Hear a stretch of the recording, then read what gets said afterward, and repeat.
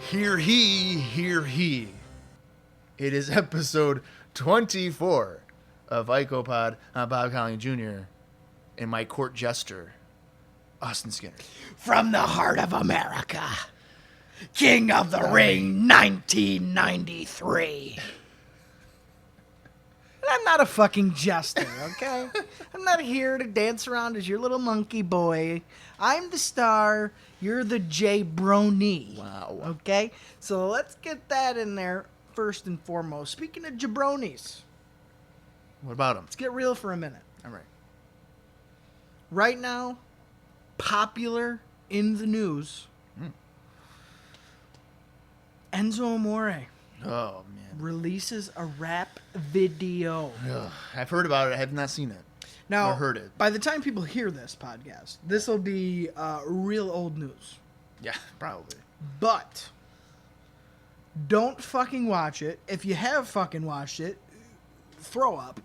Just puke. Binge, eat, comfort food. Kind of get your sanity back. Because even as an Enzo Amore guy, I thought it was fucking horrible. You're an Enzo guy? I was an Enzo guy. I was like an early Enzo guy. I think I'm judging you on that one. I never I liked know. Enzo, ever.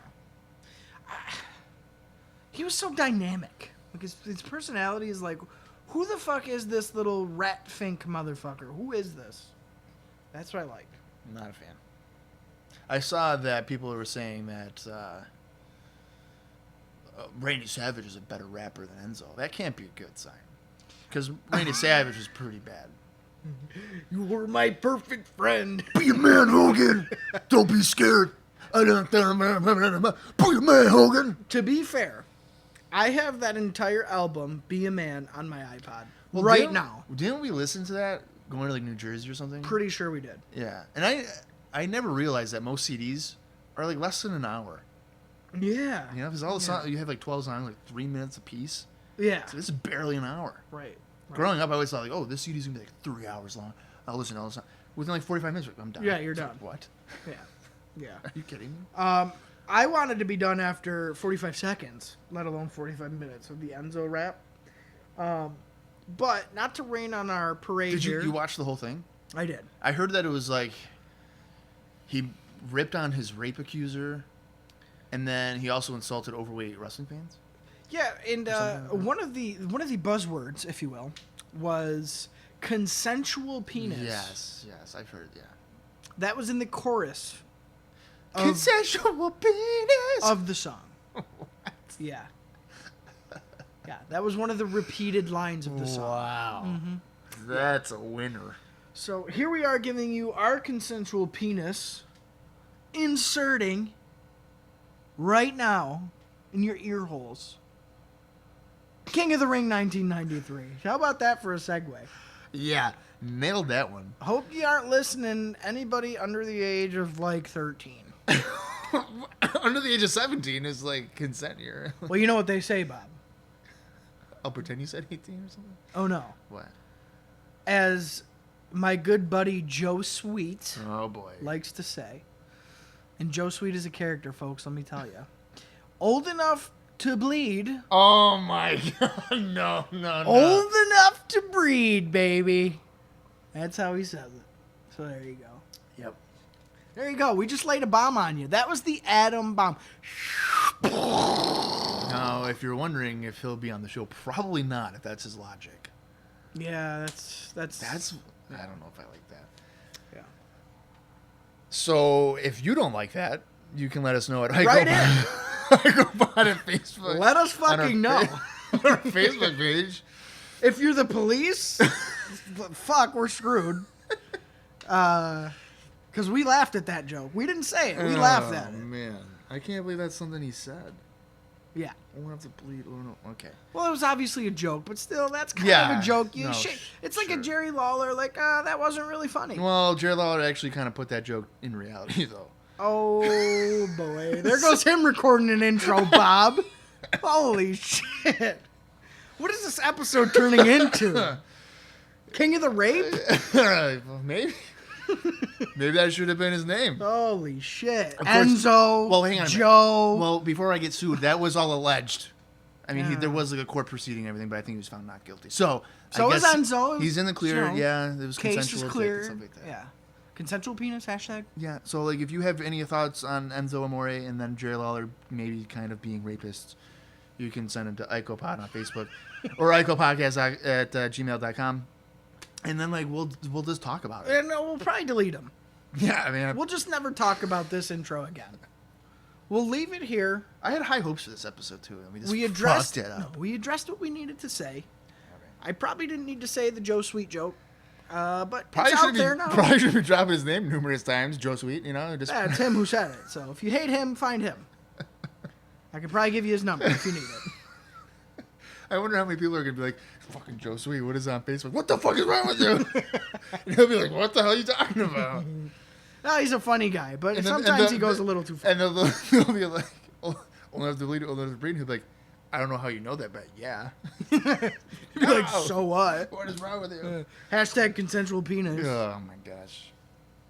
I'm just going to start whipping that out. You're gonna start whipping out your penis? Consensual penis. I'm whipping it out. All right. Get ready. So if you say consensual penis, does it automatically make it consensual? It's kind of like no homo. Like that little phrase that guys say to each other, like, oh, I touched your leg, no homo, dude. It's like if you touch a girl's vag, and it's like, hashtag consensual penis, bro. It's all good. No trouble here, hombre. There's definitely some logic in there. That's all I'm saying. Somewhere. That's all I'm saying. Hashtag consensual penis.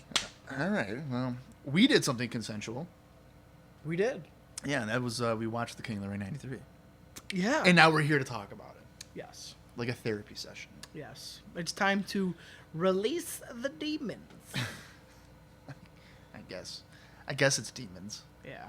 If this was like a traumatizing experience, this could be considered our therapy session. It helps. It does. Kind of like a rape victim.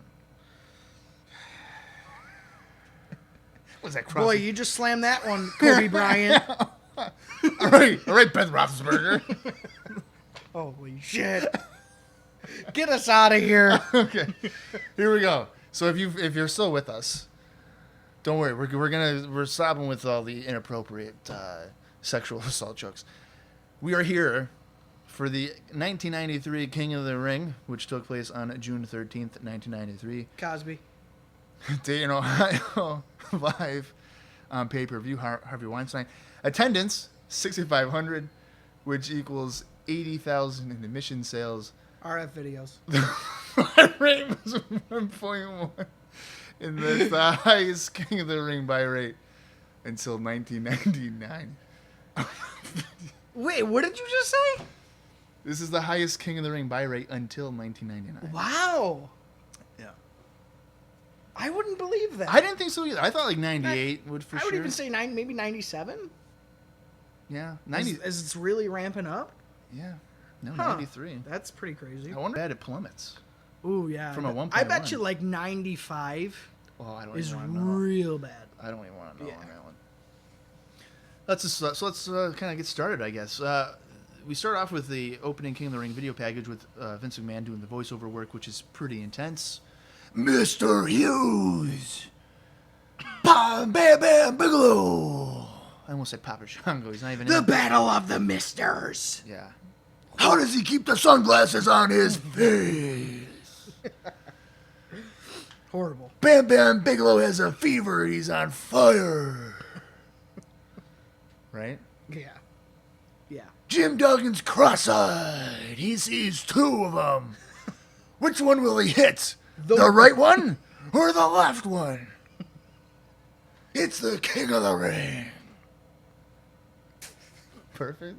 Right? I think you fucking nailed it. Nailed it. That's exactly what he says. We go right into the Nutter Arena, or the Nutter Center, whatever the fuck it's called, Nutter Center. Jim Ross Randy Savage and Bobby Heenan are on commentary. I like that you're going heel in this episode. I don't by the fucking way. care. Yeah, some shit. Some fucking place called the Nutter Butter Center or something. Nutter Center. Nutter, like now we're talking about sexual. Now it's a fucking Nutter Center, like Nutter. Are you gonna nut in her? Like what the fuck? Like, what is going on? There's just too many references here. Oh my for this god! It all goddamn ties show. together. Yeah, I don't like it. It all ties. We need together. to restart this Yeah. fucking episode and be PG on this. We're going NC-17 real quick. Yeah. Jim Ross, Randy Savage, Bobby Heenan, they're on commentary. We're in Dayton, Ohio, and they are sold out with 6,500 people in the arena here. I don't know if we really should be bragging about that, but we are. They hype up a match between the WWF World Champion Hulk Hogan defending against Yokozuna, and for some reason they decide, hey, by the way, WWF Intercontinental Champion Shawn Michaels defends against Crush because they've been feuding for about 6 years, or about 6 minutes, whichever, and we go right into our first match. Yeah, they start off pretty quick. Yeah, I did find it's kind of weird, though, that Jim Ross is on commentary, considering he's never on commentary. Yeah. But yeah. he is here on pay-per-view. Right. It's kind of weird. But yeah, we go right into our first match, and the opening contest is a first-round match for the King of the Ring tournament, and it is essentially a rematch from the Royal Rumble. Razor Ramon taking on Bret Hart. Is it wrong of me to think that I was kind of expecting an appearance from 1-2-3 Kid here tonight? Isn't he still in Japan? I don't know. I think he's still in Japan. He had a tour of Japan. Oh. New Japan. All right. So I think he's still there. I think he's there for like 2 weeks or something like that. But yeah, go ahead. What do you got? There goes that. All right, so Bret came out to a pretty good reaction, and I was excited to see a rematch here between these two. Last time we saw him kind of square off was, I thought, pretty good. One of Razor's better matches to date. And I was ready for Razor to kind of redeem himself here with a pretty good showing, because, I expected a good match out of these two. Bret gives the glasses away, and the bell rings. Okay. This is where I was going in the last episode. I was like, Right. this is where I remember. He gives it to like a kid in the second row, Mm-hmm. and there's like a young African American boy who's like, "Oh, I want it," and he's just like, "No, I'm gonna give it to the white guy." Ooh, And I then, didn't notice and that. then I'm not saying it's a racist thing, but then like the other boy, he's just like, he looks up, he's like, "All right," He's like, "Oh, I don't." and he just touches Brett's arm. He's like, "Well, okay." Should have saw that one coming. Like, he's Yeah. not going to give it to me. Well, you would think you'd want to give it to the more excited kid. Yeah, that kid was thrilled. The other kid was like in his dad's or mom's arm. And he was just like, okay. Oh, I think I do remember that. He's like, I don't even know who you are. Meanwhile, this other kid's like, come on, Brett. I'm your biggest fan. Right, and wasn't the other kid a little bit older, too? So he would realize, like, holy shit, I just got Brett's glasses. Yes. Yeah, the other kid was probably like 8 or 9. Yeah. And the kid who got it was like 4. Yeah. You know, like he Right. has no idea what's going on. Right. But go ahead. I didn't mean to cut you off. And Ramon did get a loud 1, 2, 3 chant Yes, he did. during his entrance. Yes, he did. So we haven't seen 1, 2, 3 Kid in about 2 or 3 weeks, and he might be the most over guy right now. Still over strong. There was a giant Razor's fan club sign pretty close to the first couple of rows on the hard cam side. Really? And it was one of the ones where it's like 4 people had to hold up. So I thought that was very interesting. I didn't even pay attention to it. Oh, yeah, it was right there. Right there. Really? Yep. Razor Ramon, or Razor's fan club. So that was cool. So there's definitely some Razor fans out there. Definitely. Going into the match, an arm wrench made up the first couple of minutes of this match with kind of several bursts of energy mixed within. So it's starting off very technical. You know, Bret's keeping it to his pace, and that's kind of what we expect at this point from Bret. In between here, Savage called Mr. Perfect his pick for the winner of the tournament, which I thought was a little interesting. And Bobby also asked Ross, who's your pick?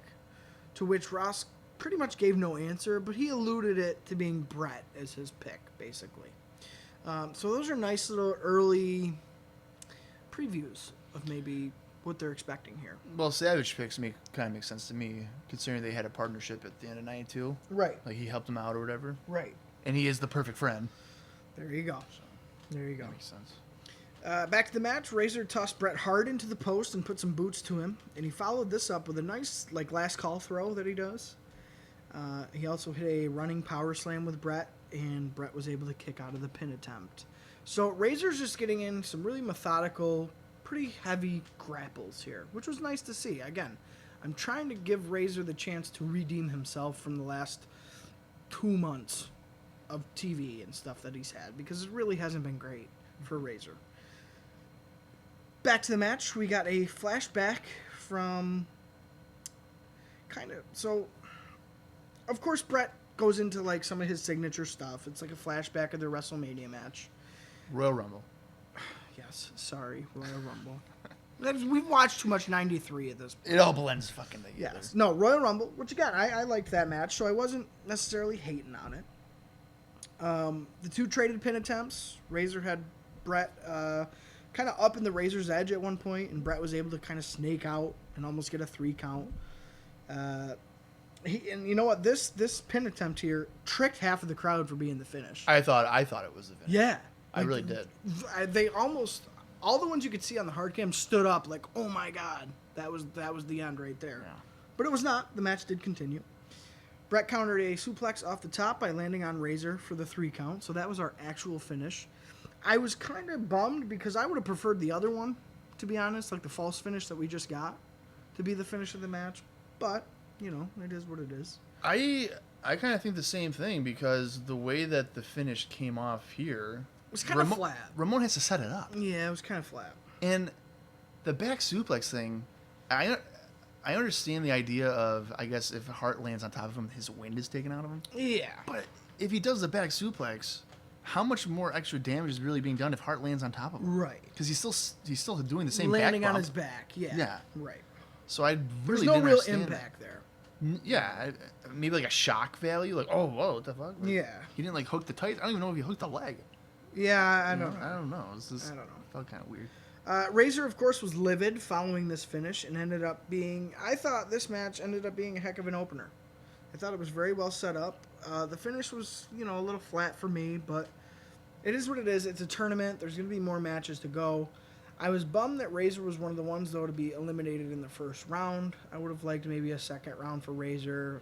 I don't think that they maybe should have paired him and Brett off right off the bat. That would have been a good semifinal match, I think.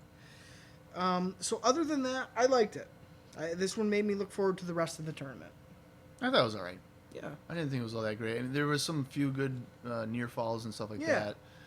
There wasn't much drama attached to it because Ramon's not really been presented in a strong fashion Not as for of me late. to buy into it. Yeah, not as of late. And I mean, the finish doesn't hurt Razor, I guess, because he didn't have to submit to the sharpshooter or anything. It's just kind A of surprise finish. like a fluke win. Yeah. Maybe you can argue on future things. Right. But Ramon does need to have a win. He needs to win an important match. Yes. So, like what you're mentioning here, like why not have Razor against Jim Duggan or something in the first Right. round? Have he Razor win. Moves on to the semifinal match. Yeah. Absolutely. Get some momentum going for himself. Absolutely.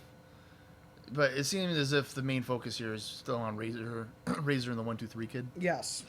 So Yes. that seems to be like the heavy directions they're going to be going in. But no, I thought it was. I mean, it was okay. I wouldn't consider it Good better. opener? It was, yeah, Yeah, it was okay. good opener. I didn't hate it. No. It's a fine way to start the show. Right. I think the Rumble match was better. Yes. I than agree. this one. I agree. It felt more new. Like this just kind of felt a little bit recycled.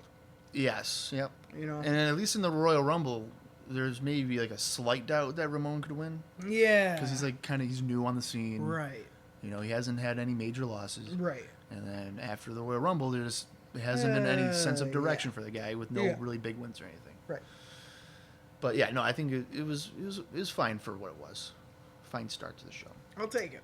Coming out of that first match, we see footage from WWF Superstars where Mr. Hughes was given the urn by Harvey Whippleman, and that is because The Undertaker was being attacked by Giant Gonzalez in the corner, and Paul Bearer is hilariously laid out in the ring.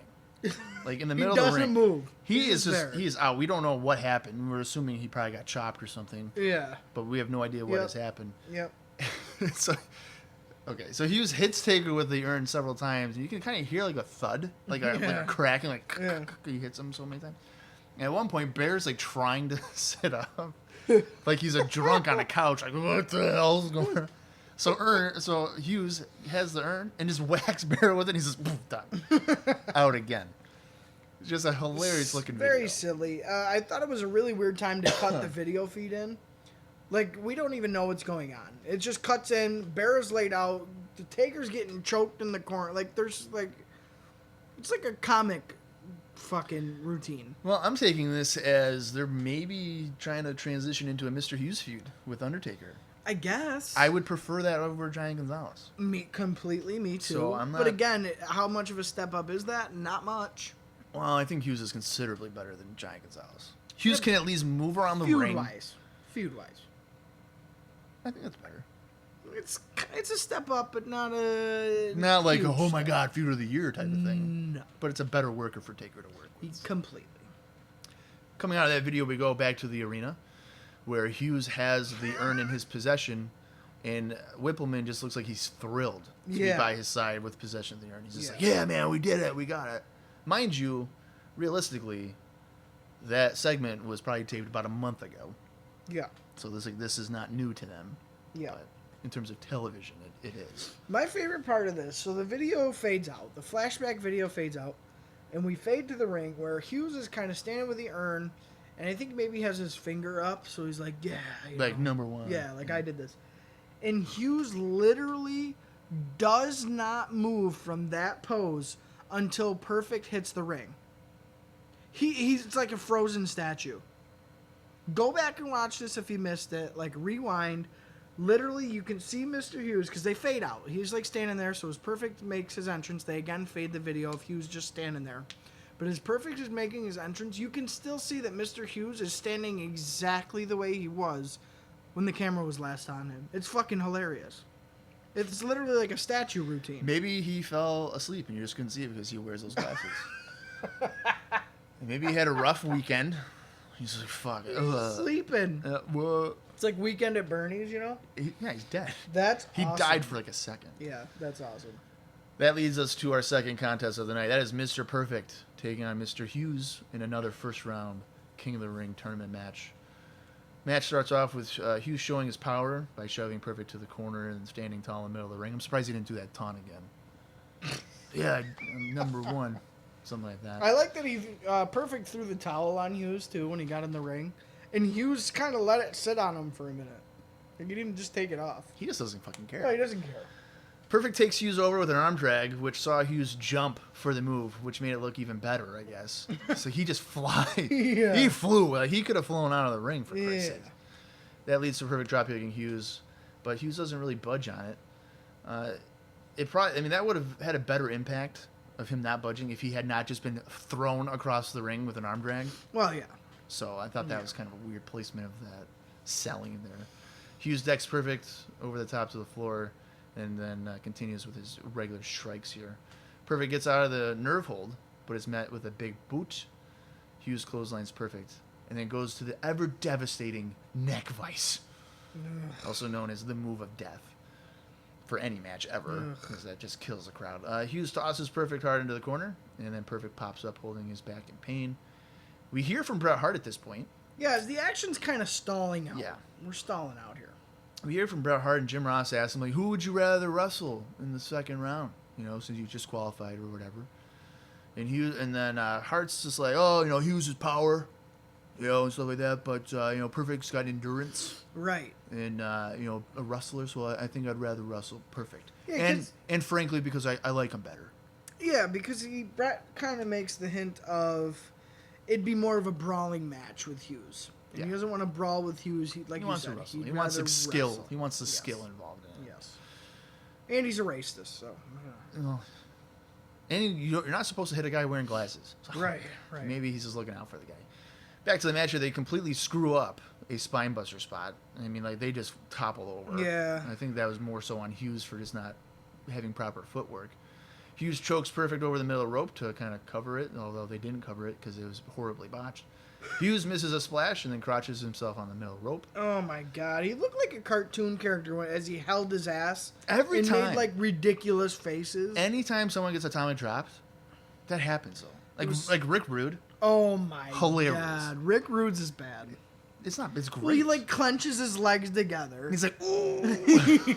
It's so funny. It's so good. Yeah. Perfect fights back with a backdrop and a rolling neck snap, and he works over Hughes with more strikes in the corner. Perfect gets pulled out of the corner by the referee, and that leads to Hughes grabbing the urn and then hitting Perfect with it to cause a disqualification. Not that good of a match. No. The botch by Hughes was pretty bad, and then the finish is pretty lackluster as well. But I would assume that just is to protect Hughes. if he's going to be in a pretty big match or feud it with Undertaker, so they don't want him losing to Mr. Perfect, I would assume. I was very upset with the DQ finish.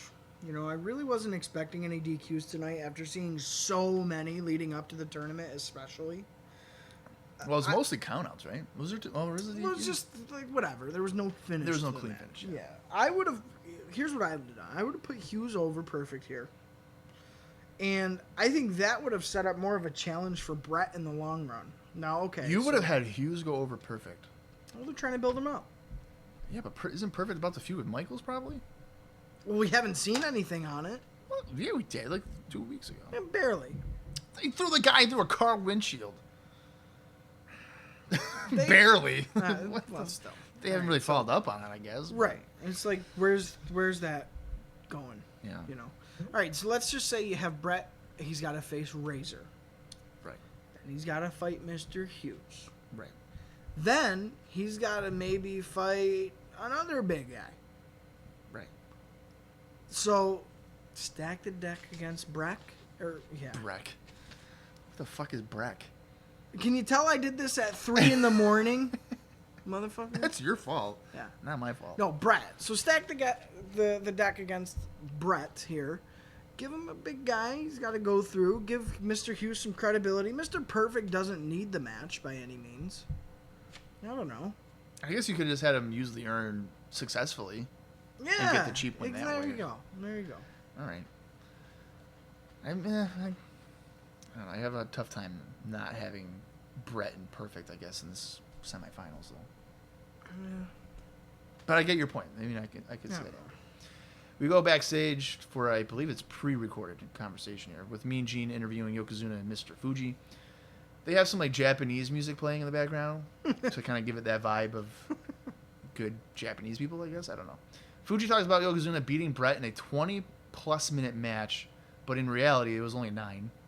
Yeah. And then tonight, Yokozuna will get revenge on Hogan.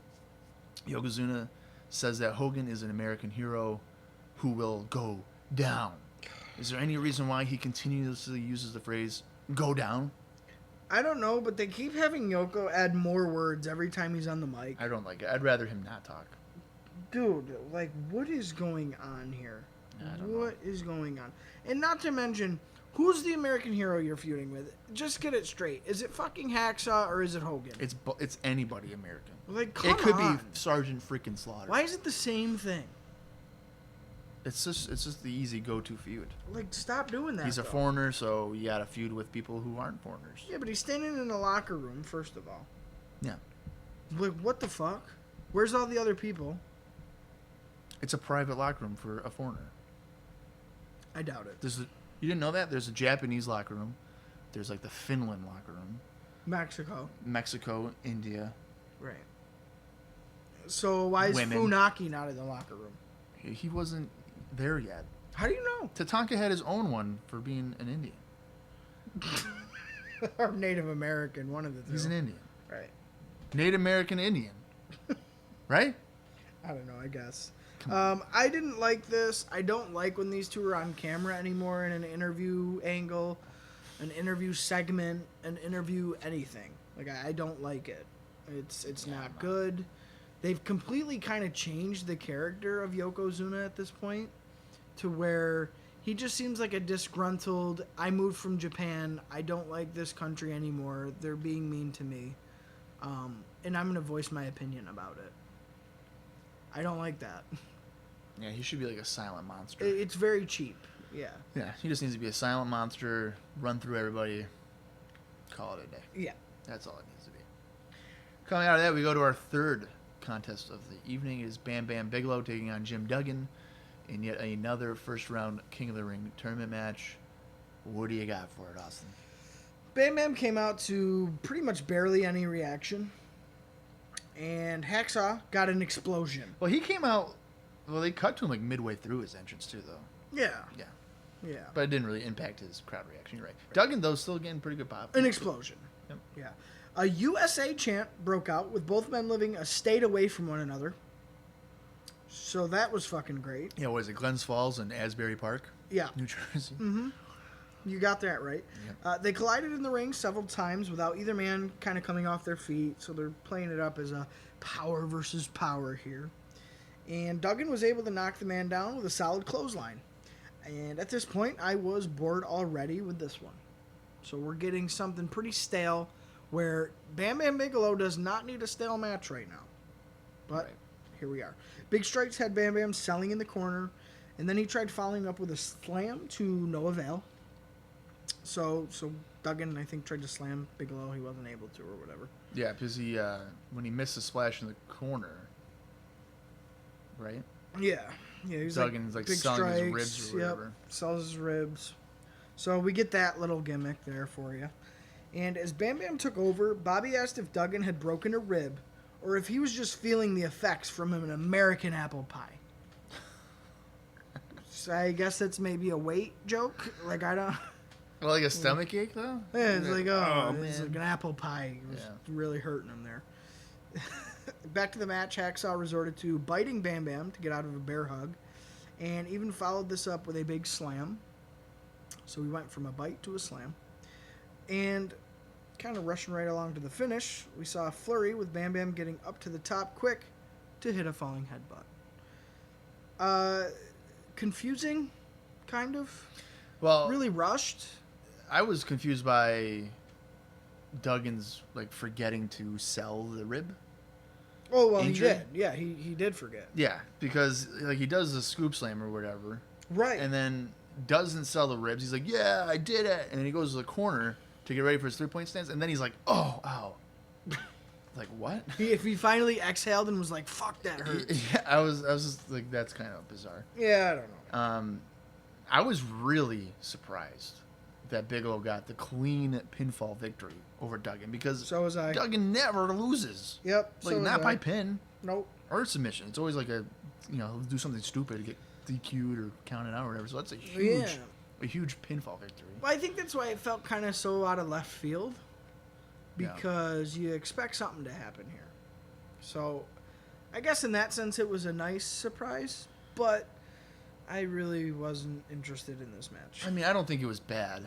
Yeah. It luckily didn't go too long. No, not at all. Yeah. Not at all. So it's a meaningless match, really. A good win for Bigelow on some level, but come on, it's the King of the Ring, man. yeah. I mean, Duggan had some good showings with Michaels, like we've mentioned, right, a few weeks ago. Right. So maybe he needs to be working with smaller guys, not guys of the same stature. Well, okay, let's do this. Let's sub out. What if you had Duggan and Michaels fighting on the show as a bonus match, and you sub in Crush versus Bam Bam here? Better or worse? I think it'd be worse. I do too. Yeah. I do too.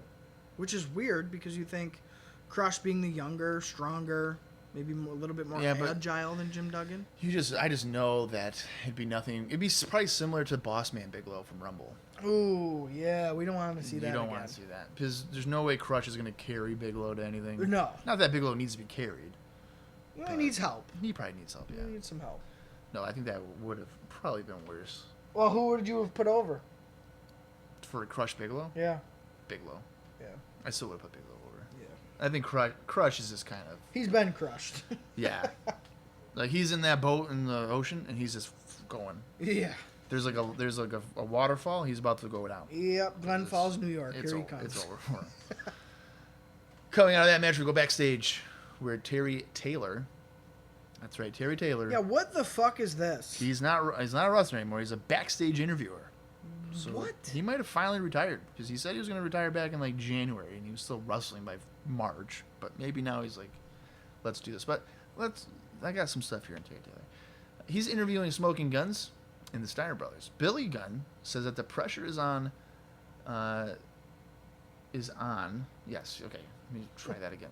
Billy says that the pressure is on and notes that this could be a mini battle royal since there's like 4 tag teams and all these guys. He likes having his brother and the Steiner brothers on his side, and then Bart thinks that their finisher will be anyone they meet. Scott Steiner then mentions that nobody has gone up from the Frankensteiner. And then Rick Steiner doesn't even let Terry Taylor say anything. He's just like, we're crazy dogs. Yeah, he starts yelling and getting really loud. Yeah.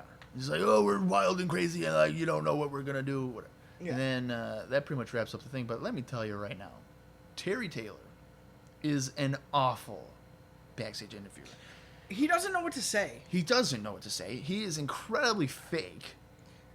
Oh, yeah, jolly good fun. What do you think you're going to do tonight? Yeah, and Like, you know what what? the Like, fuck? the best interviewers set you up. It's almost like T-ball. So a really good interviewer sets the stand up for you, puts the ball on top, gets your hands in position, so it's going to be really easy for you to hit a home run. Yeah. You know what I mean? To really, they lead you down so that you can get to the point you got to make and make something really good out of it. Terry Taylor's like, kind of like, I hate to say it, like how Rob Bartlett was. Hey, what's up? Like, that's it? That's all you got for me? Like, oh, here we are with, the Smoking Guns. How you guys doing? Like, what Literally. the fuck? That's literally what he is. Good. How are you? Like, What do you where is think this of going? what do you think of your match tonight? Yeah. I There's don't- like I don't nothing. know. There's no context of anything. He doesn't set him up for anything to make a promo out of it. No. And another interesting thing that I picked up on is Billy and Bart refer to each other as brothers. Yes. Correct? Yes. Last week, Vince McMahon referred to them as cousins, Really? Billy and Bart. So I'm confused. I understood it as brothers. This entire time. Billy and Bart Gunn. Yeah, this entire time I've thought they were brothers. I almost guarantee, because I have it written down here, that last week Vince called them cousins. Well, that very well could be true. That's something I didn't pick up on. So I think it's hilarious. we'll have to stay focused on that one, similar to what we were doing with Yokozuna's weight. I know. Okay, yeah, the cousins this week, or are they brothers? Right. So it's like, that was Interesting. confusing. So this whole little segment, they should probably just delete. Like, take that off the network, because fucking Terry Taylor as the interviewer was not good. He looks like an interviewer. I'll give him that. He has the look. Yeah, he's got but the it's look. just it's like a fake Yeah. tone and It didn't work. fake excitement. Especially because this guy was like just on Raw jobbing out. a couple Yeah, weeks like ago. he's just losing to Crush. Yeah. Like, So I don't know. I don't know. I didn't like it. I didn't. I don't think that's the last time we see him either. I think we see him And at really- least another time. And really, there was no strong kind of line or anything that we got from No. either team. So it was like whatever. They didn't say anything about the match. No. They just said stuff about themselves. Yeah. Like, oh, I have a great move. It Oh, was I have like- a great brother. It was like self promotion, basically. Literally, that's Yeah. all it was. Coming out of that, we go to our fourth contest, which is arguably a dream match for me. It is Lex Luger taking on Tatanka in the final first round match for the King of the Ring tournament. The referee wants to put a protective pad on Luger's forearm, which has like 6 screws in it or whatever. Mm-hmm. But Luger shoves him off and he wants to pose first. Yeah. And then it's announced that if Luger doesn't put the pad on his forearm, that he will be eliminated. So naturally, that pisses Luger off. He has a little temper tantrum. He's like, "What the fuck? This is bullshit." Whatever. Luger throws a good temper tantrum. He does. He's like stomping his feet. He's like shaking the ropes. Like, oh man. Yeah. He eventually puts the pad on. Luger goes right after Tatanka with strikes and sends him over the top to the floor. Tatanka comes back in and pushes the mirror over onto Luger. I loved that. I thought that was nicely done. Although Tatanka kind of struggled with actually tipping over the he mirror, did. but that was a good start to it. Yeah. Tatanka continues to beat on Luger with chops, and then chops Luger over the top to the floor. On the floor, Tatanka scoop slams Luger before returning to the ring. Luger gets sent into the corner and is met with a backdrop. Tatanka continues with a clothesline out of the corner for a near fall. Tatanka works over Luger with a basic overhand strikes to Luger's left arm. Luger tries to break free with a slam, but Tatanka rolls through. We've already seen that move from earlier. Yep. So that stuff kind of hard to suspend your disbelief when you're seeing the same patterns here. Tatanka drops a leg across Luger's left arm, focusing on that, though you would think he would be focusing on his right arm, that has screws in it and has been broken. Yeah. But And that he's using as a weapon. Like, Right. I better decommission that. yeah, so like, what do I know? At this point, we hear from Bam Bam Bigelow, and they ask him similar to what Bret Hart was asking, who would you rather fight? And Bigelow says, I want to get my hand on the Indian. And then go on and win the King of the Ring. Yeah. Thanks, Bigelow. Tatanka almost wins with a crossbody coming off the ropes, and then Tatanka and Luger trade hammerlocks until Luger goes to the ropes and delivers a back elbow to break the hold. So really quick, Yeah. Bobby chimes in. He goes, "Did you guys know that Bam Bam's great uncle was Buffalo Bill Bigelow, I remember that. and that he used to scalp them all?" They're still driving that home. So I don't understand. Bobby drops that bombshell, and then the commentary, it got really awkward, and Savage just kind of chimed in. He goes, "Useless information from Heenan," and then they just go back to a normal like conversational Yeah. commentating. So it was just like, I think at this point, I'm hoping at least that they're starting to realize maybe Vince got in the headset and was like, "Don't fucking say that anymore. Stop the scalping." Yeah. Because it's just like, it's so overplayed. Like the first time we saw it, it did what they're trying to do. It's like the shock. Yeah. Like, oh my God, they just said scalp, and oh my God, Sean just fucking showed a scalp. Okay. And the thing is, for that, it was for a WrestleMania match. Right. Like a big time Right. show. Right. A one-off thing, like, holy shit, that was pretty fucking sketchy. Yeah. Now we're saying it every week on every show. So now the luster, if you can even say that, like the veneer of using that word and that phrase has wore off. So just stop using it. Like, there's no effect. It just comes off bad at this point. And I think the awkward pause made that pretty apparent. Like, okay, that's about enough of that. Yeah, I hope we don't have to deal with that again moving forward. Back to the match here. Luger works over Tatanka with some basic stomps in the corner, and then knee lifts Tatanka to keep him on the canvas here. Luger drives Tatanka down with a backbreaker, and then comes off the ropes with an elbow drop for a near fall. That leads to Lex arguing with the referee, and Tatanka almost steals the match with a roll-up, but Luger regains control with more strikes. Luger continues to slow down the match with a chin lock, and then clotheslines Tatanka, and then does a little dance to get heat from the crowd. Yeah. Is that what he does? I don't remember that. I don't know why I wrote it down. I don't even remember it. And it's funny because, too, it's at this point where Ross says that Luger graduated with a 3.8 grade point average. Oh, I know. I'm sorry. I didn't read it right. Luger clotheslines Tatanka and does his tit dance. Oh, yeah. His little titty dance. Yeah. So, again, Ross puts over the fact that he was smart in school. 3.8 grade point average. Who was it? Luger? Yeah. Bullshit. And I go, yeah, okay, What? out of 100, you got a 3.8. There's no way. There's no fucking way. And even Bobby goes, okay, Mr. College Stats Man. Like, whatever. Like, that's not, there's no way. There's no way. Because Bobby even made, I think it's later on, where Ross brings shit up like that. But you can't even believe that. It's not even true. But, so he's supposed to be like the perfect guy, right? Or whatever? Yeah. So why would you say 4.0? 3.8? Like, what? I don't know. Yeah, here's Bob. He got a 3.1. Well, He's Ross has a bad trend of mixing reality with kayfabe. Yeah. So, like, Luger, he's probably talking about the actual guy that actually went to college and maybe actually got, say, a 3-point-something grade point. Let's just pretend. Right. To whereas, like you said, if you were doing it the way he should be probably doing it, have Bobby say it.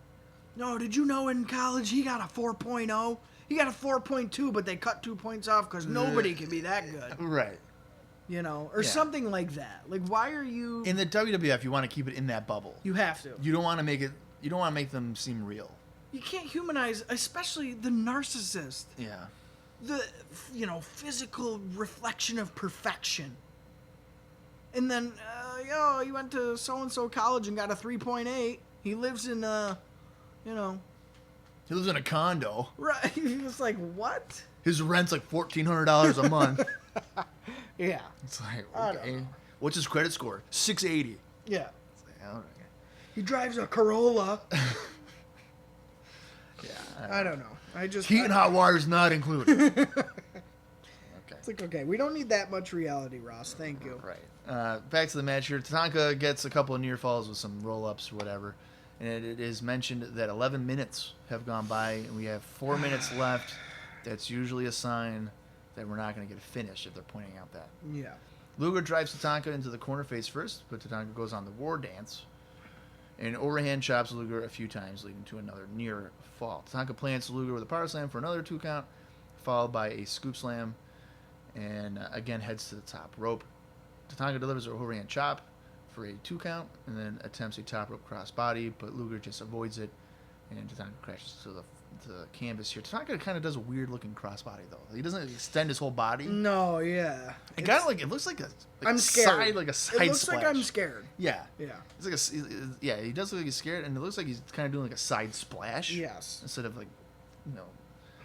stretching his body out. Yeah. Luger clotheslines Tatanka for a 2 count and then nearly wins with a power slam of his own. Luger backdrops Tatanka followed by a vertical suplex, and then Luger gets a 2 count, and at this point the bell sounds, meaning the match has ended in a draw. Now, after the match, so it's over, whatever, Luger gets on the microphone and says, I came here to be the king of the ring. I didn't come here for a draw, whatever. I want 5 more minutes with Tatanka. Tatanka's like, I'm down. Yeah. Like, let's go, dude. Like, if you want 5 more minutes, let's do this. The referee's like, no, we can't do this. And, like, the commentary guy's like, oh, we're going to do this, whatever. Tatanka, like, turns his back for a second. Luger takes off his pad, runs, and just blindsides him with his illegal forearm to leave Tatanka laying. So that wraps up this segment there. This kind of, like, the opening sequences here, I liked. Yes. The slamming on the floor, the mirror being tipped over, whichever. Like, that was good stuff. Like, okay. I was literally going in and thinking, this could be fucking great. Yes. And then it just died. It became something that you would see, like, on a house show. Yeah. Well, you know what? The whole match really started to drag kind of halfway through. And by drag, I mean pretty much fall off a cliff. Yeah. There was a good few minutes here and there. And I still think this shaped up to be probably the second best first round match of the night, which is surprising for me to say because I don't give a fuck about either of these guys. Yeah, you're not a fan. But for who it was, I thought they got a decent little match out of it. Again, not a fan of a draw here with both men getting eliminated. I fully expected Luger to go to the finals at least. So I was not happy with that finish. I don't think it really does either guy a favor, especially because they're not feuding with each other. So there's presumably, maybe if they decide, going to be a rematch on Raw, and that's it, or something. There's gonna be no payoff for that. Yeah, I really didn't like. So that's stupid. I really didn't like this finish, but I don't see like Luger fighting Bigelow or anything.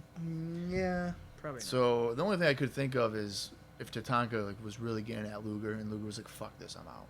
Yeah.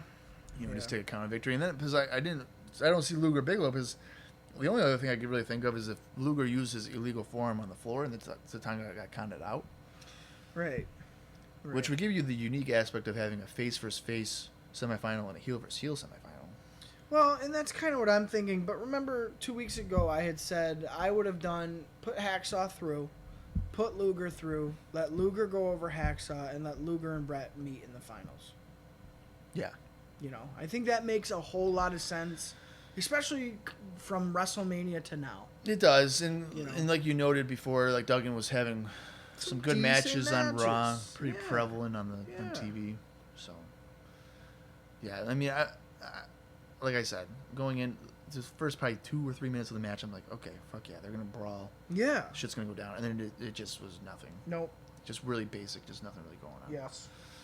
We go backstage. Mean Gene is with Bret Hart and Mr. Perfect. Gene reminds us that Bigelow is in the finals now because of the draw between Tatanka and Luger. Bret has more respect for Perfect, and Gene suggests that Bret wanted to face Perfect because Bret sees Perfect as the easier opponent. Bret is like, no, that's not what I meant. Like, you're misinterpreting what I said. He says that, he prefers Perfect because of endurance, be a wrestling match, stuff like that. But Perfect, or not Perfect, but Gene's like really trying to drive home the fact that Bret's a prick and is trying to say that. You pretty much said he sucked. Yeah, that's really what Bret's like, no, I did not say that. That's exactly. He's just trying to ruffle some feathers here. Yeah. Perfect asks if Hart thinks he can get through him, and then they decide to debate on which father beat the other one. Like Bret's like, no, yes, Stu definitely beat Larry, and Perfect's like, no, my dad beat your dad. Yeah, Bret goes, yeah, my dad beat his dad. Yeah. Perfect remembers SummerSlam 91, and so does Bret. Perfect will do what he has to do to be the winner. And then Bret promises to win, and Perfect offers his hand, but then pulls it back and says, got ya. just like I will in the ring. Yeah. That leads to Brett kind of walking away, pissed off that he got tricked like that. And Perfect says he owes Hart for SummerSlam, and he will win tonight. I liked this little promo. I've seen it before. It's one of those ones where it's a kind of a classic interaction between two old school guys, two second generation guys. So, again, I had seen this before. I was expecting it fully right here, and it did help to hype me up for the match, I thought. I didn't mind it. It reminded me similar to WrestleMania 8 when Brett and Roddy Piper did something similar like that. Yeah. And like Piper took his belt off, like, not today. Yeah. You know? Yeah. So that makes pretty much sense. So that leads us to our fifth contest. It is Bret Hart taking on Mr. Perfect in the only semifinals match for the King of the Ring tournament. Boo. What do you got for that one there? So Bret makes his entrance here and was looking completely focused to deliver another solid outing. Did you notice him limping at all? Like I noticed him limping before the Razor match, and I remember reading that he had like an ankle injury. Well, yeah, because I think he rolled it. I think he heads into the finals, and he's significantly limping out to the ring. But I think it's like a shoot injury. So I remember him like rolling his ankle or something. It definitely could be. Okay, I just didn't know. It definitely could be. But he comes out. There's no jacket. There's no really pomp and circumstance. He's out here to do business. Perfect looked the same way, and I was again pretty excited for this one. I thought it was very interesting though that on commentary, Ross compared this match to Jordan and Charles Barkley, like the NBA Finals at the time. I think that's a pretty good analogy. I think that's fair. I don't know. Well, what's the compare? Is Bret Hart Michael Jordan? Of course. And Perfect would be Charles Barkley. Yeah. I think that's fair. I don't really see. I don't know. I don't see the styles of like. I'm a pretty big '90s NBA guy. Yeah. I can see the Bret Hart Michael Jordan thing. Sure, I can see that. But Barkley was kind of ruthless, and like I don't want to be your fucking role model. Like that type of guy. I don't get that vibe from Perfect. Well, I think he's saying like legendary tier wise. That's how I took it as. Like, oh, okay. I've interpreted the way that you said. I interpreted it as like style or something. Oh, well, yeah. No, it might be a mixture. Yeah, I don't know. I just thought that was an interesting way to kind of tie. What the is two with Jim sports. Ross having to put in all these sports stuff? know. Just keep it to wrestling. I know. God. All right, go ahead. Brett's fingers were taped due to Razor stomping them in the first match. I love that storytelling. You know, simple yet effective. Shit, my fingers hurt. I'm gonna put tape on them. You know what I mean? That I think that helps. So watch Perfect stomp on his toes. Oh my god. Could you imagine? Puts tape on his boots. Yeah. Oh fuck, my toes. Technical match to start us off here. The two traded move for move, but of course Hart was just a step ahead of Perfect. This switched to the point of Perfect holding the ropes open for Bret to get him back in the ring after a string of offense. So Bret ended up on the floor, and Perfect's kind of like, okay, show me what you got type of thing. So I liked the initial offense here. Perfect's aggression was pretty tuned up as the match continued, and his slight frustration began to boil over. Hart was then tossed from the apron to the floor, where he flew to like a soda cooler and smashed his knee on it. And I couldn't tell whether or not that was planted because it worked out pretty damn good. Like, I don't know if Bret actually knew that was there or not. Maybe they spotted it when they started the match and was like, oh yeah, we're going to use that. Yeah. Because it did. It came off pretty damn good. You know, coming from there, the momentum swung a bunch of times after that, with Perfect ending up in a figure four leg lock. More, classic back and forth offense ensued, much like their match before, until Bret really got on a roll with his signature moves once again. This is kind of indicative of Bret's matches thus far tonight with these guys, where he's had matches with them before, and he's not really changing the formula up too much, which I'm kind of bummed about, regardless.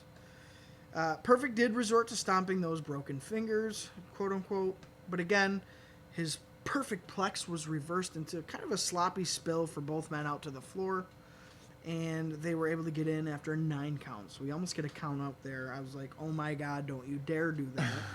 Bam Bam Bigelow was the king of the ring. Yeah, do not do that. Bret was able to reverse a small package to finally score the pin, and Perfect exited the ring very upset. And to be honest with you, I was hoping and kind of expecting a heel turn right here.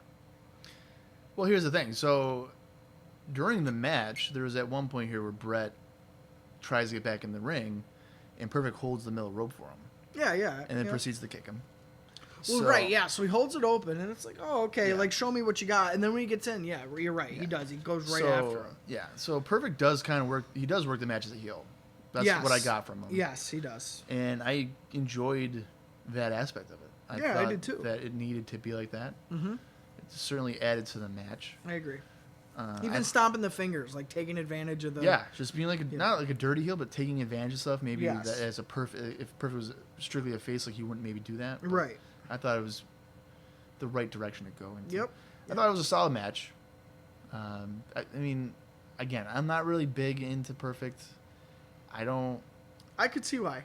Yeah, I mean, he's definitely getting better in terms of like intensity and stuff, and this was a good thing there. But just the offense is just kind of boring. It's so routine. Yeah, It's like too routine. just nothing really kind of to keep me interested in it. Color out the lines a little. Like, let's Yeah. see some outside the line Yeah. work. So, regardless, Perfect gets back into the ring, and we just got a handshake. And I thought that was kind of lame, you know? Well, they probably did that so that the fans can be like, okay, Perfect's cool. Yeah. Like we don't have to boo him now. Right. So, Right. I don't know if I like the roll up thing though, I didn't like I didn't like that. because stuff like that is like similar to the Ramon thing. It's like Brett's winning these on flukes. Yeah. He's not making them tap. Like I'd rather him tapping these motherfuckers out Like, can you imagine if he tapped out Mr. Perfect? again. Yeah, that would have been a good And little... Perfect's healthy, like his back is in shambles. Yeah. Yeah. So, I don't know. It's fine. I don't want to describe the match saying it's like mediocre or anything. It's a good match. Probably the best match we've seen up until this point tonight. Yes. For sure. I would say that. Yeah. Absolutely. We go backstage where Mean Gene is talking to the WWF World Champion Hulk Hogan and Jimmy Hart. The camera is focused on Hart's jacket, which is essentially the spray painted face of Hulk And he's Hogan. like bouncing it to make it look like it's moving. Of course he is, because Jimmy What Hart's the just fuck? a weird guy. Yeah.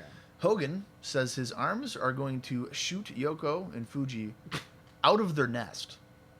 There will be no sneak attack, and his power lies in his palm, or his hand, I guess, but he pointed to his palm.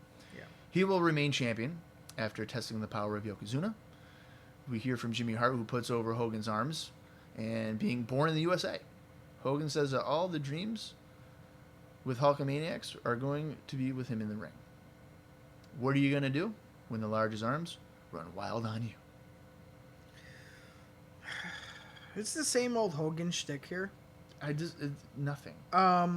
He again used his former glory to get himself over. Yeah. I'm so over. I think the pairing of Jimmy Hart and Hogan is horrible. It just does not fit. It doesn't fit. It takes away from both guy. And like I don't want to see Hogan anymore. I don't want to see Hogan anymore. I'm over it. I am too, and it's kind of amazing that we say that because when he came back, it's like, oh, he needs to be here. Yeah. We need that name power. Yeah. But now it's just like, dude, No. your act is just not fitting in, and we want something different. It's so old. Yeah. It's old. The whole routine of Hogan going over the monster heel Old. is just not what works. In At all. '93, no. And you can put anybody in that role. It doesn't have to be Hogan. It could be anybody. Even the Brat thing is kind of played out. Yeah. Like underdog fighting the bigger guys. I'm going to be a fighting champion. Yeah. Like, it's just, come on. There's Give got us to be something a different. fresher idea Yeah. for your main event act here. Yeah. So it's noted here during Yokozuna's entrance that he is 550 pounds. Mm-hmm. So he's gained 45 pounds Yep. in 2 months. Yep. Not Hell of a diet. kind of surprised he hasn't seen a doctor, and the doctor's been like, chill. Yeah, like, hey, you Yeah. got a cancerous tumor inside of you. Right. This is roughly, 10 years before Super Size Me? Yeah. The documentary Uh-huh. about McDonald's was even in existence, so Yep. And Yokozuna should have done a documentary on that. Oh my god! And you know what? They bill him from the Polynesian Islands, which I thought was weird. Because don't they directly say, "Oh, from Japan"? I thought they did. Yokozuna. Yeah, I thought they did. No, he's billed from the Polynesian Islands tonight. Maybe he moved. I guess. Maybe they ran out of rice in Japan because eating 45 pounds of it. You know what else I didn't like too is that they were playing. They played like a photo press gimmick with Yoko tonight. It was like the photographers around the ring. Well, even during his entrance, they're like right behind him. Yeah. So And if that isn't a case of foreshadowing of something happening, I don't know what is. Yeah. Like, you're making it too obvious when you do that. Yeah. So that was friggin' stupid. I don't know if I like that. That was stupid. And I hate to say it, but I think Hogan came out to a pretty lackluster reaction. He kind of did. I hate to say it. He did. You know?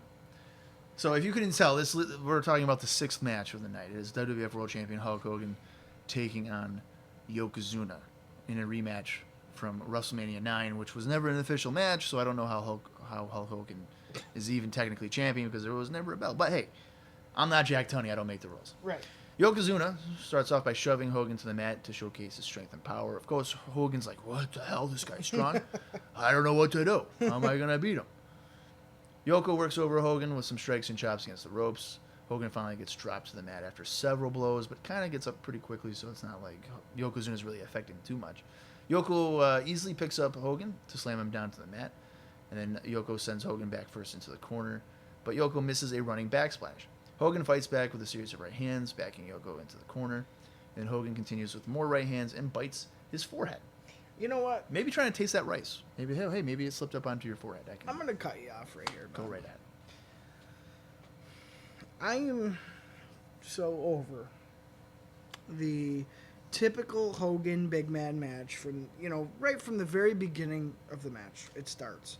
He gets demolished the whole time, and he's just going to make his little flurry comeback, hit the guy with one leg drop, and win. That's the routine. That's the Hogan match. And the problem I have here with this time around is this whole Hogan push this year has felt so forced. And, before, I would say it was much more organic. Like, people actually liked Hulk Hogan, wanted to see him win. From WrestleMania 1 to probably 6, I would say. Yeah, well, 7. 7. Yeah. The WrestleMania 8, you can tell it's that fans wanted Sid to win. They're on the fence, yeah. They want, there's people that are like, I want Sid. Yes. But there's probably more of a contingent. Yeah. 91 is probably the tipping point. So, the fact that it's just not organic anymore hurts Hogan so badly. Because, again, at 93, he's forced on us. I personally believe Hogan's return indirectly pretty much killed Yoko right in the water. Leading up to WrestleMania, think about it. Leading up to WrestleMania, I couldn't wait for Yoko to take on Bret. It was organic. Right. It wasn't force-fed. It felt like a deserving build. Compared to this match, I was dreading this match. And you got to kind of also chalk that up to the organic love for Bret right now compared to the forced love for Hogan. This is, I think, an example of this is what the WWF wants. I was gonna bring it up. This is not what the fans necessarily want. The WWF wants you to want Hogan. Exactly. It's not the fans wanting Hogan. Well, because I feel like in this era, Hogan seems to be more like another one of Vince's publicity moves.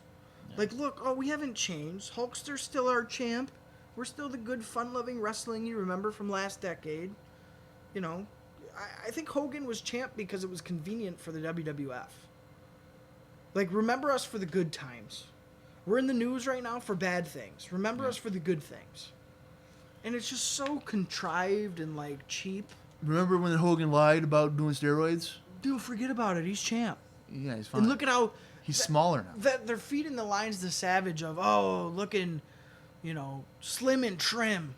No, it's because he's fucking off, the roids. Yeah. And it's like that for a little while. And then when he goes back on it. Oh, yeah. It's so obvious. You can tell. Yeah. Really bad. So I don't know. And this is where last week I'd say I was going to get into it. It's right here. Because I was just watching through this, man. I wasn't even taking notes per se.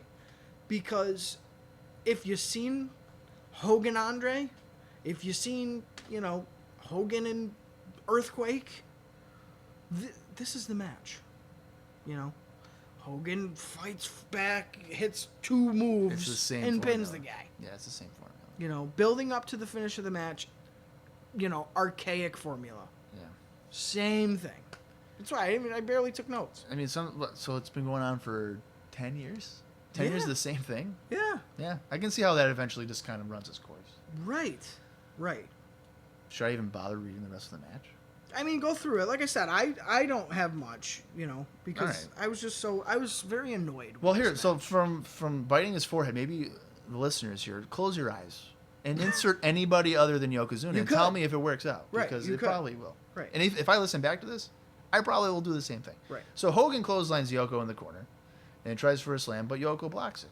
Hogan hammers away on Yoko to go for another slam, but Yoko still isn't weak enough for that to happen. I think he gets like one leg up or something. Yeah. They're just not even close. Hogan comes off the ropes with a few clotheslines, but Yoko doesn't go down. Yoko stops Hogan with a clothesline of his own. Yoko comes off the ropes, but misses a splash as Hogan rolls out of the way. Now, you would think, similar to the elbow drop, maybe Yoko would do it 9 more times and still miss him, but he doesn't. Yeah. Hogan tries to shoulder block Yoko and falls to the mat. Yoko bear hugs Hogan in the middle of the ring. So that's usually the same routine here of killing the crowd and several minutes of nothing. Yup. Hogan fights out of the hold with several right hands, and then Hogan sells the back after breaking free. Yoko stops Hogan with a back elbow. Yoko drops Hogan with a belly-to-belly suplex for a near fall, and then Hogan starts to hulk up, essentially no-selling the belly-to-belly suplex part. Yeah. Hogan hammers away on Yoko, followed by a big boot. Yoko only staggers, and a second big boot still doesn't drop Yoko. A third big boot drops Yoko to the mat, and Hogan hits the leg drop. But Yoko kicks out of the leg drop. Quick. Yeah, and powerful. And I feel like the crowd either was one of 2 ways. Because either they were really confused, or it just got no reaction. I think they were kind of shocked. Because when he kicks out and kind of comes off the pin, they're like, wait, did he win? Like, Right. what just happened? I think it's more so shock, and the only person that's legitimately kicked out of it was technically Warrior. Sid wasn't supposed to kick out of it. Oh. But Warrior, I believe, is the only person to truly kick out of the leg drop. I could be wrong. To this Well, they point. sell it like nobody's ever kicked out before. I know Warrior, or no, I'm sorry. I think Hogan missed the leg drop on Warrior. Warrior didn't kick out of it. I think he just straight up missed it. Like Warrior moved out of the way. Yeah. So Because maybe- Bobby says, oh, no man has kicked out of that before. Yeah, so maybe I think that might even be Savage goes, what the hell just happened? Like, he's even, like, pushing he's it pretty surprised. big. Yeah. So that maybe might be aside from the Sid situation, that might be the true first time that's happened that I can remember at least. Right.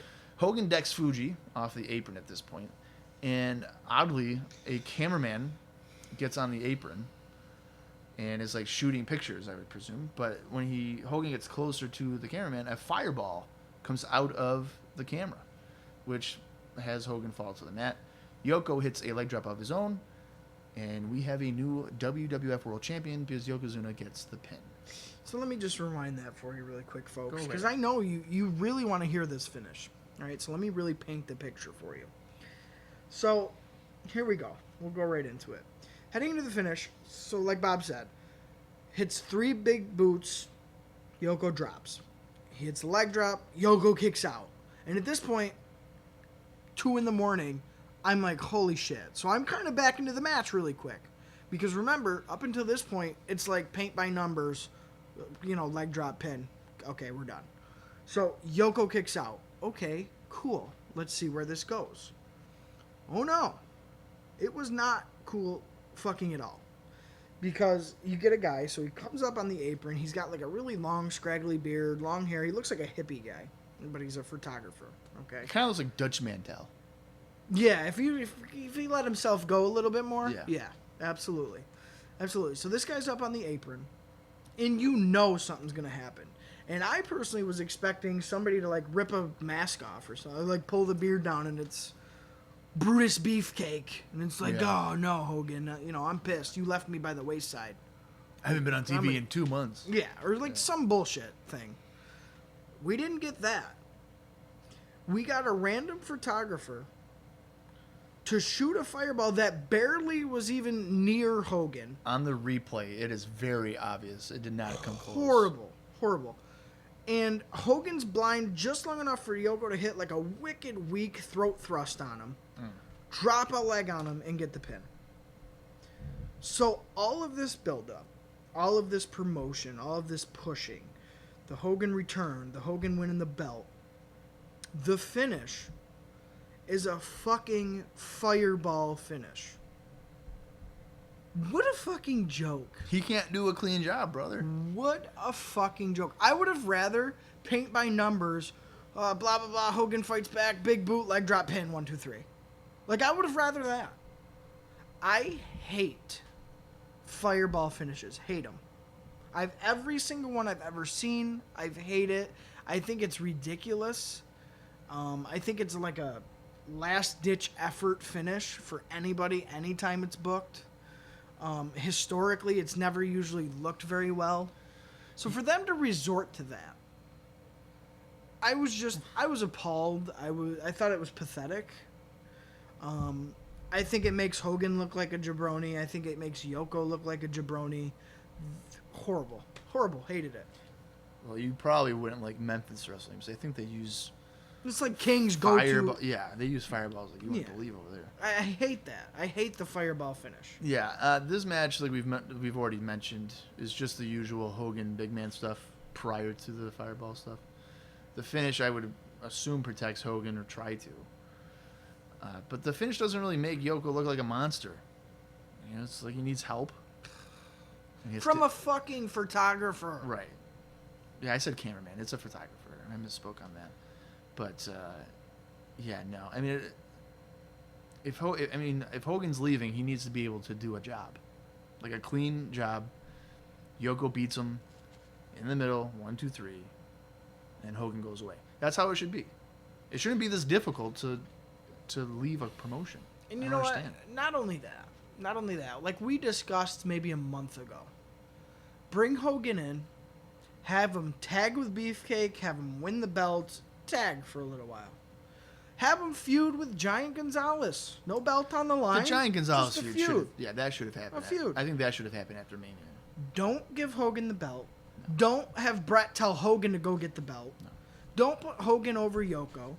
Don't use a fireball for the finish. And basically, like, pussyfoot out and be like, oh, okay, Yoko, I had your belt for a little while. Here you go. You can have it back. Horrible. Fucking terrible. I hated it. Yeah. Hated it. It didn't really do very well. I remember when I was, like, really into tape trading and stuff like that, I was really intrigued by this match. And I remember getting the VHS and then watching it and being like, that's what they did? Yeah, that sucked. Like, what? Yeah. Yeah. Well, and you know what? I think the crowd was even kind of bummed. I mean, they were bummed that Hogan lost. I don't even know if bummed is the right word. They are, I'm going to say right now before we continue, I might even mention it again, deflated. It looks like Hogan went out into the crowd, reached in their pocket, took their money out of their pocket and put it in his pocket, and people were like, what the fuck? Yeah. Like, that's what we got? Yeah. And it was, I would say 80% of the crowd looked like that. I tell you what, when Yoko held up the belt, I saw some people cheering. Like, jump up and down like, yes. I believe that. Yes. Yeah, because Hogan's popularity is not as high as maybe people would have thought. Yeah. At this point. It was not, it was just such a weird, like, Twilight finish. Like, what the fuck just happened? Yeah. What was that? And then so the announcers are putting over the kids are flat out crying. And they're not. Like, the camera shows several kids in the crowd just looking, again, bummed, confused. But the announcers are like, oh my God, Hulkamania is dead. This is the worst, night in wrestling, or whatever. They're putting it over huge. Yeah. And it's not the real story. The crowd is very, like, not with Hogan losing, with the match. Yeah. I don't know. It's just, I was so annoyed. I was so annoyed with this match. What the fuck, man? Yep. It's just the same old routine, same formula, nothing to help anybody. Horrible. And Yoko just continues his celebration to, like, an indifferent audience. Yeah, well, I mean, he does do the bonsai drop. He does. And he then does. Hogan gets, like, And carried out. He or lands whatever. it flush. Yeah. You know. But, again, indifference. I was indifferent. Yeah, so you could say that we're leaving this pay-per-view not really sold on Yokozuna. And not caring about the WWF Championship. Yeah. Like, I don't care. Hogan should have just done the clean job. Should have just done it. They should have had Yoko squash Hogan. That's what I'm saying. Give Destroy him. 6 minutes. Destroy him. Hogan gets nothing. He doesn't Yeah. even hulk up. Yeah. Done. Just If you're destroy leaving, we're still giving you money. him. Yep. See you later. Yep. But And he's Hogan. right. A loss of Yokozuna is not going to destroy Hulk Hogan for the rest of his career. No. Like, come on. Yep. That's just people who are paranoid about their job. Horrible. Or spot or whatever. Horrible. And it impacts the product and they just don't care. Horrible. Coming out of that match, we go backstage yet again, where Terry Taylor, Speaking of horrible, that's an understatement, he is there to chat with Mr. Perfect, but Perfect doesn't feel like $1 million having just lost the match, as he tells Terry, like, how do you think I feel? I just lost. yeah. And then Perfect puts over Brett, but he doesn't really want to talk about it. So Taylor's like, okay, bye. Heel. I just hate it. Terry Taylor's just so bad at that job. Hey, Perfect, how you feeling after losing in the King of the Ring? I feel great. Well, gee, I don't know. Like, what the fuck? You Yeah, mean? hey Terry, how do you feel about like being Red Rooster? Yeah, you probably don't want to fucking talk about that either, do you? I didn't think so. From there, we go to another location backstage where Mean Gene is interviewing the WWF Intercontinental Champion Shawn Michaels. Michaels thinks that Hulk Hogan isn't on his level and says that Hogan is a dinosaur that Yokozuna just ate up. Mean Gene wants to know who's the bodyguard and what's his name and all that good stuff. And Michaels at first is like, I'm not going to tell you. Yeah. But then he's like, all right, I'll tell you. He reveals that the bodyguard's name is in fact Diesel, and that Diesel will protect him every inch of the way. He goes diesel, as in diesel fuel, the type that it makes a Big Mac truck go. And that's exactly what he is, a Mac truck. So it's like, I guess that was the best you could come up Just with. say Diesel. Why do they gotta do that whole diesel fuel? He's a truck, yeah. Yeah, I don't know. No, just Diesel. I like the name Diesel though. That still sounds like his gay lover. This is Diesel, my gay lover. Just say that. Yeah. He's the gas and I'm the tank. He Yeah. fills his gas in my tank. Yeah. Yeah. Feels cheap here, folks. From that promo, we go to our 7th contest of the evening. It is the WWF Tag Team Champions Money Incorporated teaming with the Head Shrinkers to take on the Smoking Guns and the Steiner Brothers. If this isn't the definition of filler, I don't know what is. Scott and DiBiase kick off the match with DiBiase arm dragging Scott. Basic. And Scott sends DiBiase into the ropes, but DiBiase delivers a shoulder block. Scott drop kicks DiBiase. The clothesline's Ted over the top of the floor. I sound probably very interested in this, but I'm not. Rick gets a cheap shot on the floor, and Scott clotheslines DiBiase over the top of the floor. Again, Bart and Fatu enter with Bart coming off the ropes and delivers a drop kick after Fatu avoided a leg sweep. Go ahead, Austin. I feel like you're about to say something, and I just continue talking. No, it was a lot like Raw. There was just a lot of confusion, a lot of quick like stuff. Like nobody got. There's no time to sell anything. Yeah. There's just like, what is going on? Just stop. Can you just stop right here? Have two guys tagged in for 2 minutes. Tag other two guys for 2 minutes and let people get some shit in here. Yeah, this is a match where you really can't have it go just 6 minutes and expect everybody to get something Well, in. here's the thing. They're trying to have a 20-minute match in a matter of 6 minutes. Right. On a filler match on the King of the Ring pay-per-view. Right. Like, just stop. Yeah. Stop. Yeah, that's exactly the vibe I got from it too. Bart drives Fatu down to the mat, but Fatu drops Bart with a savant kick. Head Shrinkers deliver a double clothesline to keep control of Bart. IRS comes in and keeps control of the match, delivering a leg drop to the lower midsection of Bart. DiBiase takes Bart over with a snap suplex, and Samu enters and delivers a few strikes on Bart. Bart is backdropped by the Head Shrinkers. Fatu drives Bart down with a backbreaker.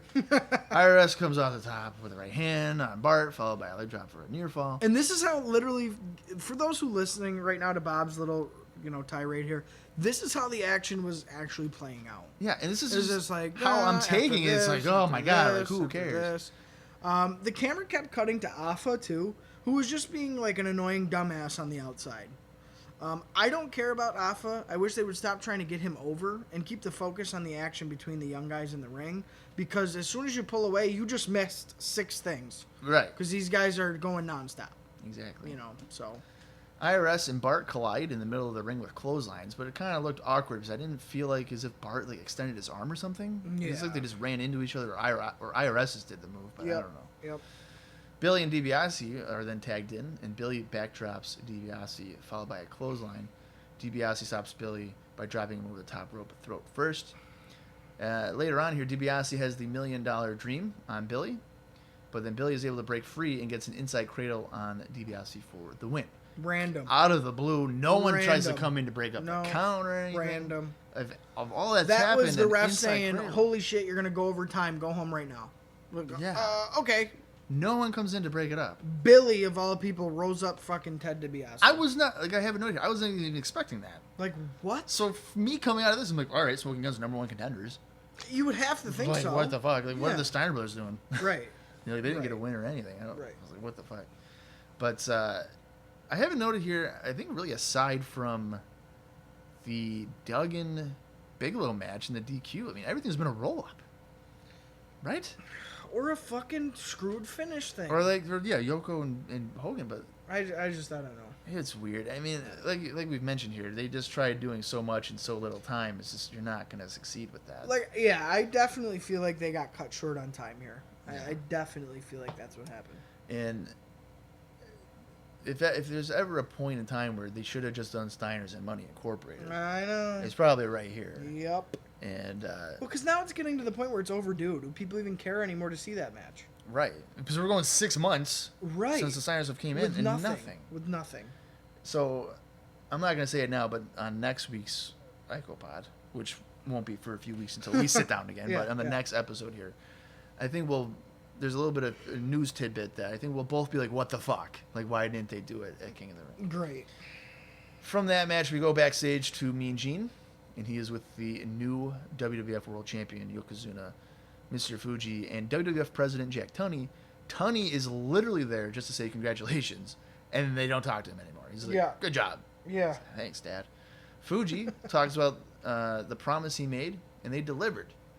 And Fuji says that they will celebrate at a later date. In America. Of course. Where they are right now. I just wrote, this is all I wrote for this one. Tunney congratulated Yoko and Fuji. Fuji says, basically, I told you so. Yoko yells Banzai. I can't fucking understand Fuji. Cool. That was what I wrote about that. That sums it up pretty well. Yeah. Now for our second filler match of the evening, but is also our 8th contest overall. The WWF Intercontinental Champion Shawn Michaels defends against Crush. Wasn't too excited for this one. Why not? Why don't you talk about it? What's up? Go ahead. Crush comes out first. Gets a decent reaction. I don't even know if I would consider it decent. It was decent. I kind of expected Diesel to pull some shit with Crush here. To kind of maybe even move them into a little program away from Shawn Michaels. Because like we said, I was under the impression that Shawn and Perfect were moving into an angle. Yeah. So I don't know what's going on here. Heading right into the match, Crush shoulder tackled Shawn out of the ring to start the match. And I was like, oh boy, here we go. You know, they're going to do the Crush is so powerful. And Shawn's the little bumper around guy. Right. And I was like, okay, we've seen that match before. He then drop kicked Shawn from the ring too. So again, Shawn lands on the outside of the floor. I thought Shawn was making Crush look way more like a star than he deserved at this point. Let's face it, this is the same guy that got shelved, tricked, and beaten by a fucking clown. Okay, that's who we're talking about, the same guy here. So there's that. While so Diesel eventually drags Crush to the outside and pretty much shoves him to the floor. Shawn comes out and then smashes Crush's head into the ring post like 6 times. He physically takes Crush's head and just smashes it directly 6 times into the post and drops Well, it's it. like a coconut. You gotta pop it open there. Oh yeah, he was. That was what he was doing. So it was like, okay, we're going with blatantly murder, I guess. I heard boring chants in the crowd as we laid in a front face lock for a full minute. Don't blame him there. Crush again began to throw Michaels around the ring, and this one was really starting to run a little too long. Yes. Nothing going on. I was really starting to lose interest. I have no interest in a Crush program with anybody in general. So, literally, here's what I wrote. Just give him a few octopus and make him talk about him. Just do that. And then I'll like him. Here's some dead octopus, brother. See you on Raw. Why can't he have him just team with Skinner and they talk about alligators? And, and they're just hunters in the wild. Yeah. Like, just do that. Because this match fucking sucks. Speaking of, do we go on the finish right now, Bob? What do you got to say about the actual match itself? Oh, I didn't fucking care about this Okay, at all. so When it came up, I was like, fuck. Yeah, so speaking of fucking sucks, Doink comes down to the ring smoking a cigar with a second Doink following right behind him. And Bobby's like, oh, it's just one. It's just one Doink, when you can clearly see there's two Doinks walking. I honestly thought it was 3 at first because I thought I saw 6 legs. Mine's well. So I was like, this fucking illusion's working because there's only 2. Just do it. Just do it. They distracted Crush long enough for Shawn to get a cheap pin. And again, we got another screwed finish on this card. At this point, I was really kind of over the King of the Ring. I think that all the bonus matches and the title matches that we actually got on the card were ruining the card. Yeah. The King of the Ring tournament, although again, we got some bullshit finishes. We got a bye for Bam Bam Bigelow, like what a waste. Was still holding up a little bit. But this part of the card, dude, was killing it for me. It was like one bullet after the other. Like fucking Hogan Yogo, boom. The tag match, boom. Yeah. This match, boom. I was just ready to be like, okay, we're done. We're done with the King of the Ring. Because this is not the pay-per-view I wanted. Right. It was just... These matches were killing it, man. And this finish, dude, like the Doink Crush stuff is so played out and so silly. And for Shawn to be kind of on the upswing here and having to be, like, third-party into this is just so stupid. It's so stupid. Yeah. Nobody wins. Nobody wins. The fans don't win. Shawn doesn't win. Crush doesn't win. No. There's nothing good coming out of this. So, this is even more evident that it should have just been Shawn and Marty. Yes. Like, for the love of God, why not? Yes. The finish, I literally laughed that...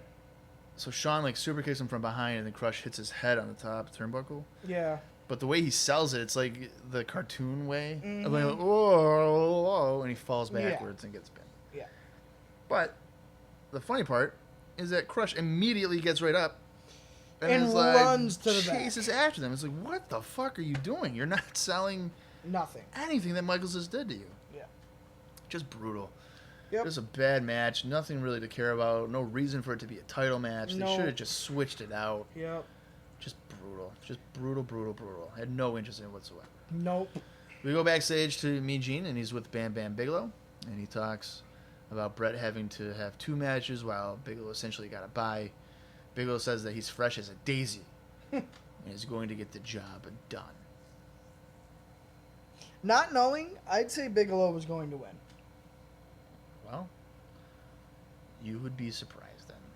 I don't think I ever really thought Bigelow had a chance to win this match. Main event, Bret Hart taking on Bam Bam Bigelow in the finals of the 1993 King of the Ring. Bigelow misses a splash in the corner, and then they trade right hands with Bigelow getting the better of the exchange. Hart comes off the ropes, and Bigelow tries for a press slam, but Hart falls on top for a 2 count. Bigelow eye rakes Hart, followed by a shoulder block, then Bigelow press slams Hart over the top to the floor. Bigelow rolls Brett into the ring and delivers a falling headbutt to his lower back a few times. Hart is sent hard back first into the corner, then falls down. Bigelow keeps control with basic strikes in the lower back of Hitman again, so focusing on the lower back. Bigelow drives Hart down with a back suplex for a near fall, and then Bigelow drops Hart with a headbutt and comes off the ropes for another headbutt. I wonder if we were to took shots for how many headbutts Bigelow did, if we would be dead. Probably. Because that is a considerable amount of his offense. And if you were asking me one word to describe this match, I would just write bear hug. Well, because Hart comes off the ropes and runs into a bear hug. And then Hart fights out, but Bigelow drives Brett back down with a back suplex for another near fall. Bigelow dumps Hart through the middle rope to the floor, and then Hart sends Bigelow into the guard railing and delivers more blows. Hart drives Bigelow face first onto the railing and comes off the apron with another strike. Hart comes off the apron but is caught and then driven back first into the ring post. Bigelow slams Hart on the aisleway, and at this point Luna Vachon comes out with a steel chair and whacks Brett over the back before running backstage. Bam Bam scoop slams Brett and goes to the top rope and hits a diving headbutt for the 3 count, and he wins the 1993 King of the Ring. I was like, wait, what? I honestly was like, whoa, whoa, whoa. What the hell just happened? Well, wait a minute. Earl Hebner comes out and tells the referee what happened with Luna. At least I think that's what he did. Fink gets on the microphone and he announces that the decision has been reversed. But then the referees are like, whoa, whoa, whoa, no, it's not. What are you talking about, Fink? And he's like, what? So they correct him and say, the match must continue. So Fink's like, I stand corrected. The match must continue. Like, what the fuck is going on? I don't understand why they're making this so difficult. What's going on? I don't know. Bigelow continues to beat on Hart with strikes in the corner, and then sends Hart into the corner, but Hart staggers out and is met with another headbutt. Bigelow keeps control of Hart with a bear hug, which is, I guess, the key word here. And you know what? The crowd began to dully boo. Because I think the whole convoluted gimmick of this... The dusty finish. Yeah, it took the crowd out of it. Yeah. And I don't think they gave a shit anymore who won. Because you just had, in a matter of 10 seconds, you just had Bam Bam Bigelow win, Bret Hart win, nobody wins, we're going to continue the match. Right. So they're just like, what the fuck? No, fuck that. Screw it. Who cares? I don't Give know. it to one of them. I don't know if I like if they had Bigelow pin Bret and not actually win the match. I know. That kind of looks... Like, what are you doing? It looks kind of weird. For the finals of the King of the Ring. Yeah. Like, what the fuck? It's just weird storytelling. Ugh. Bigelow switches to having Bret over his shoulder for a bear hug. Yeah. Bret is able to hang on and counters with a back suplex. Bigelow comes off the ropes and misses a senton splash, Boring. which is a back splash, essentially. Bigelow keeps control with a strike to Hart's eyes and then sends Hart into the corner, and then Hart pops out, dropping to the mat. It looked like, I think at that point, like Bigelow wanted to splash him or something, and Hart just kind of crashed to the mat. Yep. Bam Bam has Hart over his shoulder again, but Hart is able to eye rake Bigelow to break free. Hart switches to a sleeper hold while on Bigelow's back.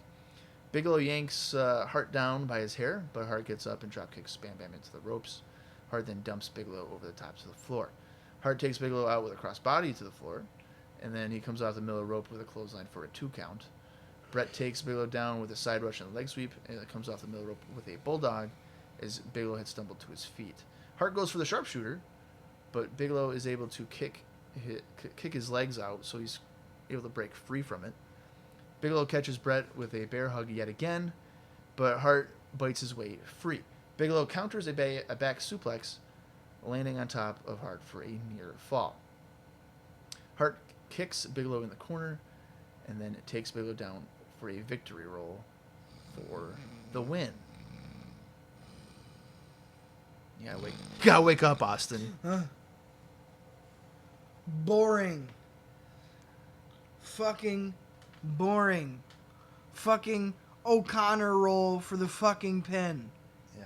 Who did Bret beat tonight? Fucking nobody. He beat Razor? No. He beat Perfect? No. He beat Bigelow? No. All right. You do realize this is widely considered one of the greatest performances in one night for a superstar, right? You kind of have to give it to Bret for being the MVP by de facto. Like, who else are you going to give it to for the night? Right, yeah. You know what I mean? Because don't get me wrong. Each match was solid, I guess. I don't think that any of them are like stand out. Like, oh my God, dude, check out this match right now. None of them are. None of them are. Right. Because the Royal Rumble was better with Razor. Yep. 91 was better with Perfect. Yep. And this altercation between Bret and Bam Bam, again, you want the keyword? Fucking bear hug. Bear hug. Or headbutt. For minutes. Yeah. On end. Oh my God. No. Just no. And then the finish, no. Nope. The dusty finish, nope. The dusty finish was bad. Nope. I'll give you that. So let's recap. Okay, let's go over the finishes really quick. Okay. We got a fireball. Yep. A dusty finish. Yep. 3 roll-ups. Yep. A DQ. A draw. A draw. What the fuck?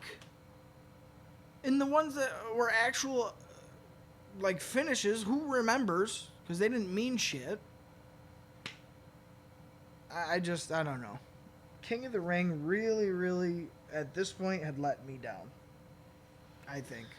Well, like you said, I mean, I think Brett's performances were pretty good. They were solid. They were... Yeah, solid. Not pretty good. Solid. They were consistent. Yeah. And I think he's even said that he's very prideful that he did 3 matches, didn't have to use his finisher to win any of them or anything like that. But I kind of would have preferred if he did. Because, you Make know, all 3 of them he tap would have out. got that credit. Yeah. Like you said, he rolled up every opponent. Literally. It was like a roll-up for every guy. Yeah. And I want to note, and Bam Bam Bigelow has said this in a shoot interview, that on that victory roll, Bret Hart did a nasty-ass fart right in his face. Good. Good. I would have done the same thing. I was like, damn, that's got to suck. Yeah. You know? I would have kicked out. Oh, I mean, I probably would have died. I would have been passed out. Yeah. If that was like a fake finish, I would have been for sure out. Yeah. But the show's not over. Don't worry. Brett goes over to Mean Gene at the podium, and he gets his King of the Ring gear. You know, his Very rushed. Like, they're rushing it. Like, they're like, oh, dude, we're running out of time. Like, Yeah. his crown, his robe, stuff like that. Well, Jerry Lawler comes over, and he confronts Hart, saying that he's here to confront the phony that is Hart, since Hart is not a king. Lawler might allow Brett to be a prince if Brett gets down on his hands and knees and kisses his feet.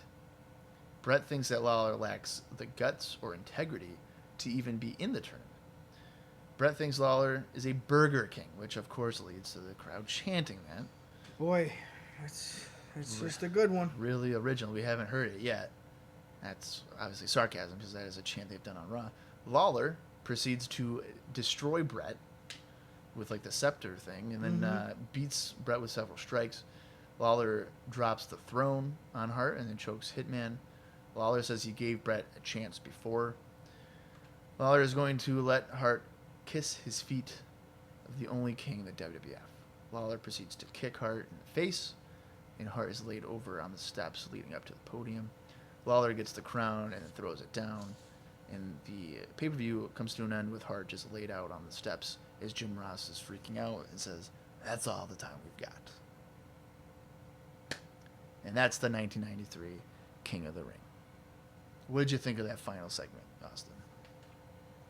If there's one feud that I'm looking less forward to than the continuation of Doink and Crush, it's Jerry Lawler versus Bret Hart. Are you kidding me? Really? I have zero interest in that feud. Wow. No, not even a fucking shred of interest in that. How much is that based on your knowledge of Lawler now compared to what he was doing then? I like Lawler when Lawler's in his own little bubble. When Lawler's fighting guys like Terry Funk and Eddie Gilbert and guys like that. I have no interest in when Lawler fights guys like Flair or Brett or like more technically sound. To me, Lawler's a brawler. Stick him in that category. Keep him in that category. There's something about Jerry Lawler's style where he's got to be with very, very specific people for me to even give a shit about. Because Brett and Lawler, I don't care. Lawler and, again, Terry Funk, absolutely. Like, sign me up. Right. And especially in 93 Lawler, I don't care. He's a commentator. He just destroyed the King of the Ring, and he's being presented as a commentator. Yeah, because they sure haven't mentioned anything about his wrestling, right? From Nope. USWA or anything. Nope. He's just a guy that was there to be like a Bobby Heenan. So yeah. And he just interviewed on the last Raw. He was an interviewer at King's Court. Right, with Yoko. Like, what the fuck is this garbage? This is garbage. I think that opinion will change. I hope so, because I think it will. I really don't like it right now. I think that's something that will change. Similar to like, oh, I hate Money Incorporated, or I don't like them. You're digging them. Don't get me wrong. Like I said, I like Lawler in the right circumstance. Right. I just don't. Well, I'm just saying, I'm pretty sure that this feud becomes pretty heated. Yeah. Like, as we head into the SummerSlam and stuff like that. Well, and this is probably what leads to him. Oh, he's making fun of the Hart family. Yes, and that stuff is like really good. Yeah. So from what I remember. On that hand, like, I get it. But coming off the heels of Brett just winning the King of the Ring, like, battered and like, oh my God, what a fight. Yeah. To get destroyed by fucking Jerry Lawler, get out of here with that. I wonder how many people in the crowd were like, this guy he talks on Wrestling Challenge. Yeah. They're like superstars. Like, what the fuck? Like, what? Right. No, I get that. I don't know. I was so disappointed with this pay-per-view. I heading into it, that card, that bracket on paper was pretty fucking strong. And that was kind of a disappointment, yeah. I agree. I would say the action was disappointment. I would say my favorite match on the whole tournament bracket was probably Brett Razor. That was probably my favorite one. Brett Perfect was good, but it was exactly what we saw before. So was really Razor's match. I don't know. There was just nothing that stood out. I think those three just kind of lumped together for me. I don't know. I don't know what I would put in front. Yeah, it does. I really don't know. I really didn't like the finals. I thought that was not a good match. I thought that was okay. I thought it was very boring. I didn't find. Well, it was okay. I would have rather Perfect and Brett in the finals. Yeah, that would have been okay. The same thing, like, oh, Perfect's gonna be a heel because he wants to win the whole thing. Yeah.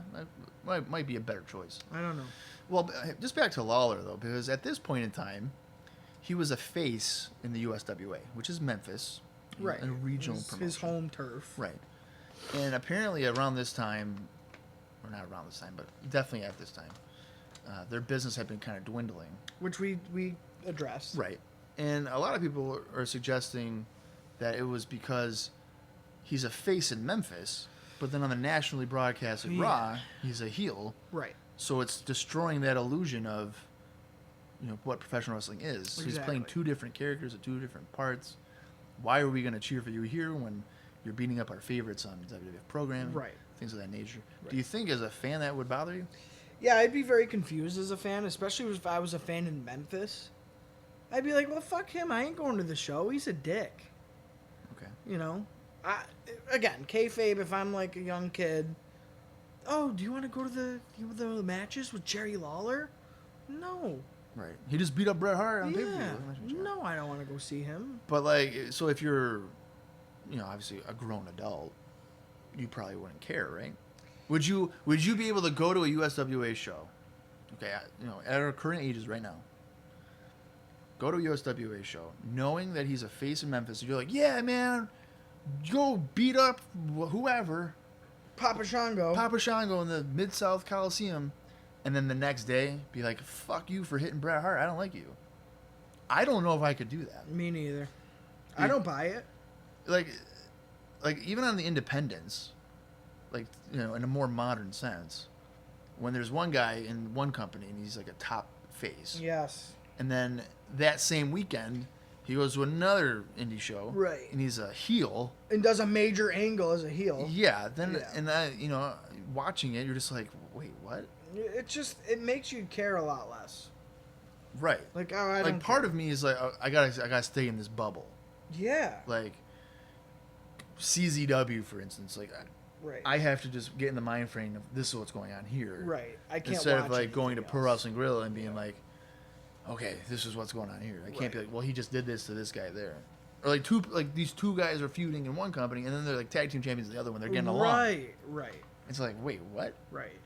Well, at least make an effort. Yeah, and you know what? I guess to your point, if I was my age now and I lived in Memphis and I cheered Jerry Lawler, I would probably be cheering him on TV when he's beating up Bret Hart, because like that's my local guy. I want him to win. So yeah, so for you when he's not a heel, No. you would be like, fuck yeah, beat up Yeah. Bret Hart. Okay, Right. Yeah. I can see that. I don't know. It's. You would just think that Lawler would be smart enough to be a heel in USWA. Because he draws money as a fucking heel. Right. But Like, what do you mean you're a face? So, but like starting with the WWF, and you're like, oh, we're gonna have you be a heel. And you would think you'd be like, okay, well, I'll just be a heel in USWA. That way, there's to no make it fucking easier. confusion. Just make it easier on everybody. Yeah. On your own promotion, on WWF, so they have nothing to explain anywhere. Like, what the hell is going on here? Yeah, I don't understand why you just wouldn't change. Confusing. It's not like it's not out of the norm in Memphis to have constant heel turns or anything. Right. And especially with Lawler. Yeah. Like, that's what he does. Yeah. I don't know. And he wins the Southern Championship like 87 times. Literally. Like every freaking Monday. Literally. every show he loses it and then gets it back. And it's insane. Although I am an Eddie Gilbert guy myself. I like Eddie Gilbert too. Yeah. I recently been watching Memphis from '86, and Old Memphis is good. yeah, Yeah. but I've been watching some of the '86 stuff, and Yeah. it's not that bad. But final thoughts on the King of the Ring.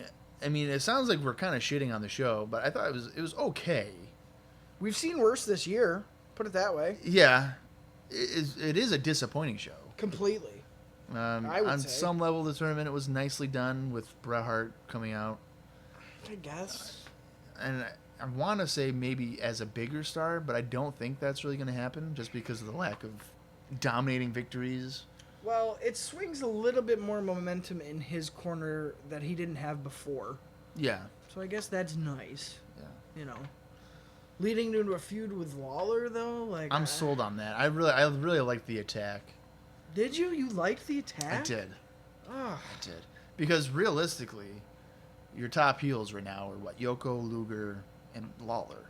Now. Yeah. And I think Lawler would be able to catapult Luger pretty quickly. Just with his ability on the microphone and stuff. Catapult Luger? Or Brett? Lawler would catapult Luger in terms of heel. Oh. So it'd be like Yoko, Lawler, Luger Oh, yeah. for right now. Yeah.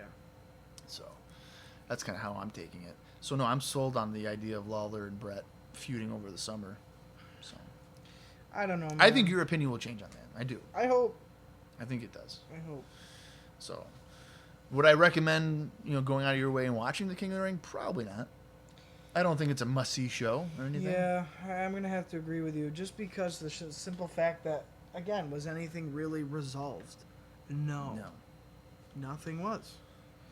So far we've seen Royal Rumble, WrestleMania, and King of the Ring. How would you rank the three? From Royal Rumble's probably going to be number 1. WrestleMania 2 and King of the Ring 3. Okay. I'm probably going... I would probably go... I think King of the Ring might be the best one that we've seen so far. Really? I think so. Oh, I'm ranking it the worst out of all 3. I think I'd go King of the Ring, Mania, Rumble. Oh my god.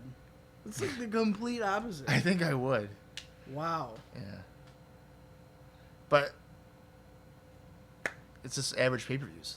None of them are something you have to see. I would Not say. at all. You're not. They're all skippable. Yeah, you're not gonna sit there for 3 hours like, yo, man, this is fucking No. great. No.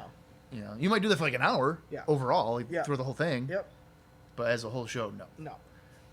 But it's weird to say that though, and then be like, well, I'm still looking forward to SummerSlam. Well, because, again, I'm holding out hope. I know that just from what we've seen, so the start of May really ramped us up. Yes. All right, so there's definitely a direction. Not necessarily individual directions for people, but there's a direction.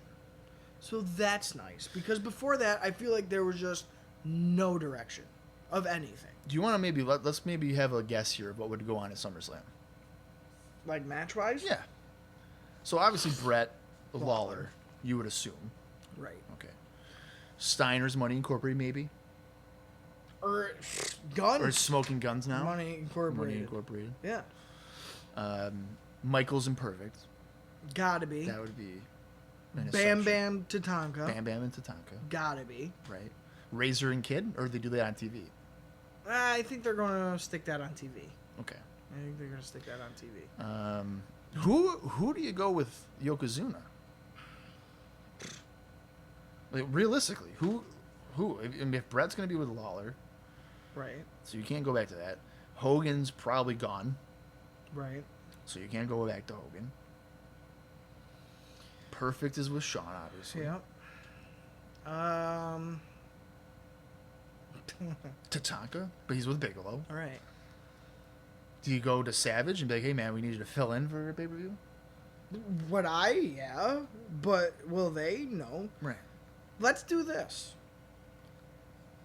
Let's have Shaka Bra take on Yokozuna for the WWF Championship. And who would that be? Oh, you know, Crush. Crush. Right. Dude, I don't know. I don't care. No, because you know what's going to happen? We got to get Crush and Doink again. Oh, Summers. Fuck. Fuck. If it's not a handicap match, dude, fuck that. Bro, know what? Oh, my God. It'll be Jim Duggan. A flag match. You think? Oh, God, don't even say that. Don't even Well, say why that. not Duggan? They might be able to get a pay-per-view match out of him. No, they probably could. They you probably know, could. if you really wanted to. That sounds like a bullshit-ass SummerSlam match. main event. Yeah, main event. Duggan fighting for the WWF Championship. Yeah. 1993. Yeah. Where does Adam Bomb fit in? What's he doing? Yeah, right. Maybe face Undertaker. But you're probably going to get Taker Hughes. Right. Right? Yeah. I don't know. Maybe you could just do like Adam Bomb against Jannetty as like a filler match. I would like or that. a bonus match or something. I would like that. Do we see 1, 2, 3 Kid at SummerSlam? I would have to think so. The, But against who? right. What about Razor? Who was he fighting? Right. I don't know. It's weird. There's a lot. Coming off of this show, they've kind of really fucked some things up. What if you? So obviously, like Razor's turning. I would imagine he's turning face pretty soon. Yes, Right. gotta be. So what if he eventually here teams with the Kid and they face like the Head Shrinkers or something? Like Really? on TV, like Kid fights like Samu or something, and he just gets beat to shit to fucking just beat up whatever. Yeah. And then Razor's like, whoa, I only beat up the Kid, Right. and then he Right. comes out and makes the save. Razor and Kid against the Head Shrinkers at SummerSlam. You could do that, and it'd probably be a pretty decent match. I would think so. My ideal SummerSlam card. Yeah. Okay. Go with your ideal. All right, my ideal. Main event. Yokozuna, Bret Hart. Okay. Bret goes over. Really, you're gonna take the belt off Yoko again? Take the belt off Yoko and probably not put it on him again. Wow. I think his steam is gone. So you give the belt. Wow. You give it back to Bret. You have Bret go on to fight Luger. Say it next year's WrestleMania 10. Bret Luger. Mm-hmm. You have Bam Bam take on fucking Tatanka. I think that makes sense. Mm-hmm. Bam Bam wins, ends Tatanka's streak. You have. I would try and push off the 1, 2, 3 Kid Ramon match. You know, to get a pay-per-view match out of it. I don't know if you can. I don't think you can. Adam Bomb, I would have taking on Jannetty, and maybe Jannetty and Shawn trade the belt back. So you have Adam Bomb versus Marty for You're the doing IC a lot of belt. title changes. Well, yeah, because I don't like the champions who they got now. I can see that, but like every 2 months. What the fuck, this man? title change? That's what they've done so far. Like, No, I fuck know, it, but keep like, you're just going. continuing the trend. I don't know. This is interesting. They the direction they're going in, coming from this King of the Ring, is that if I sat down and say next week on the show, I wrote out what I would have done for King of the Ring, heading into SummerSlam, and let's say WrestleMania 10. I bet you'd be like, I actually fucking like that. Well, then maybe that should be a challenge. Because sitting here now, I mean, I can't, it's like, I know what the pieces are, but I feel like there was an obvious direction to go in, and they're not doing that. And they're making it harder for themselves. So then maybe you should do that. Maybe since we have a few weeks before we will, Record do this again. again, maybe you should plan out My King of the Ring 6 card. months of a thing. Yeah, my King of the Ring card. Or 9 months. Which would I have done with the finishes I would have had? Yeah. SummerSlam. The finishes I would have for SummerSlam. Mm-hmm. WrestleMania 10, the card. I won't do the finishes, but the card just that I the would card. have. And I bet you'd be like, wow, most of that makes sense. I like it. I'd probably be like, wow, you suck. Yeah, fuck you. Don't come on the podcast anymore. Doink the Clown's not your WWF champion. Get the fuck out. So, Although you'll be in Florida by then, so. yeah. So I don't know. I'm disappointed with this show. I had a lot of hopes. Again, on paper, it looked pretty damn strong. And to me, did they deliver? Absolutely not. Am I looking forward to see what happens on Raw next week? Yeah. But The TV's been delivering, just not the pay-per-view. TV's, It's yeah, weird. the TV's It's been like delivering. they deliver the build-up, and then the execution of the finish It's poor. is not there. Very poor. Yeah.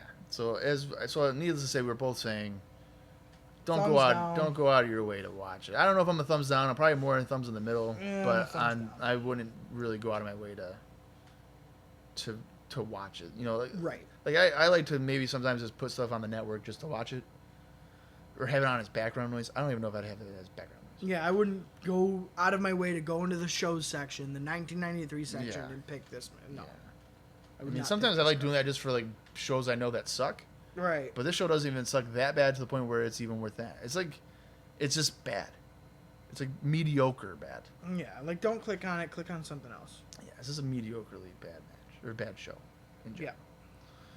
But so comparatively to Royal Rumble and WrestleMania, we kind of are under the 2-hour mark, which probably has to contribute to the tournament aspect of it. Yeah, and probably how much. Not a lot of talk on angles and stuff like that. So Right. And I mean, that might be chalked up to maybe say our differing entertainment levels. I mean, I wasn't really entertained with the pay-per-view. Again, maybe that is contributed to I was up till 3 a.m. reviewing it. that's also But same hand, would I go out of my way to go back and watch it and maybe I missed something and maybe I overlooked this match? No, I know I didn't. yeah. So it is what it is. It's part of our journey here. Not every pay-per-view can be pay-per-view of the year. Right. But boy, oh boy, am I hoping SummerSlam is that. Yeah, I'm hoping. Because From my recollection is I've always enjoyed SummerSlam '93, but again, it's not something I've watched chronologically in order with TVs and stuff. So I don't know. No, yeah. So I don't know the context Not of at all. if it will change Yeah. now that I've been watching it before. Because when I was reviewing the Raws, I would just watch the Raws. I wouldn't watch the Raws and the pay-per-view. Right. I was just watching Raws, so I don't Right. have that context of it. So And the whole thing with me is, so for King of the Ring, I remember, probably a month ago when we were talking about the ramp up to the King of the Ring, I literally couldn't remember who had won. I didn't remember that Brett won. right. So coming through and watching this again, I know I've seen all the Brett matches in this card. I know I have, at least once. Mm-hmm. That's it. I don't remember at least seeing anything else from this show. With that in mind, I didn't miss much. So if you're one of those people out there who don't really have too much knowledge on, say, anything 93, you've seen the matches that they've kind of shown us over the years. These are these matches with Brett where he does kind of go on a roll, gets the 3 in a row, and then wins the King of the Ring. Watch his matches, if anything. The rest, fast forward. Not worth it. You want to laugh and have a good time, watch the Hogan Yokozuna match. I would say, and this is no bullshit, I would say it's on par with the Hogan Warrior match at Halloween Havoc 98. That's how bad it was. Well, it has a similar finish, right? That's what I'm the saying. fucking fireball. That's and stuff like that. as soon as I saw this match, this is what it reminded me of, because again, Hogan's not doing the job. Right. So here you go. This is the match you get. When in doubt, fireball. So if you want to laugh and see some fucking bullshit, put that on. If you want to fall asleep, probably watch Crush Shawn Michaels. Yep, absolutely, That's pretty boring. absolutely. But I don't know if you're a Jerry Lawler fan. Watch The Attack. I mean, like I said, I did enjoy that. Yeah, it was unexpected for sure. I wasn't expecting right now on the pay-per-view Lawler to come out and attack him. And Brett noted that Lawler like legit whacked him with that Spectre too. Oh yeah, and it looks like when he throws the chair on him, he smashes it in his back. He like throws it on him. And that's when Brett was like, "I'm gonna get my revenge." Yeah. So I know he fucks with him later on too. So yeah, for his level of revenge. Right. But we are inching closer and closer here to the 2-hour mark. Seems like a pretty reasonable time, maybe, to wrap it up here. If you have any other comments. It's not getting another half hour out of me. All right, yeah, I didn't think so either. All right. So just a little bit of a schedule, I guess. So we just did King of the Ring 93, obviously, and then last week was June 7th, which we did on the same day as today, recording-wise. But Austin and I will be sitting down for 2 live watches today. So do the math on that. If the last week's episode was about an hour and a half, this one's 2. We've already done this for 3.5 hours. We're doing 2 pay-per-views. We're not going to tell you what it is. Not going to tell you on the air what it is. But that's roughly 6 hours. Yeah. And it's almost 4 o'clock in the afternoon. So looks like it might be a long night. But it should be fun. Live watches are a lot of fun for us. I know the first one that we did was pretty well received in terms of mixing it the up, format and stuff like that. Yeah, we're mixing it up. I haven't released the second one yet, as of what is this, May 29th. But I think I'm going to be doing it the weekend of this. So by the time you hear this, the bonus one will be out there. Yes, that's the World Tour 91 right Coliseum video release. Yeah, we kind of journeyed through the Coliseum video stack for our last, which we'll go back to bonus episodes. Of course we will. But I figured this time around we'll do some pay-per-views, see how different they end up being through the live watch. And it's something that I know Bob has told me he hasn't seen in a while, both shows that we plan on watching. Yep.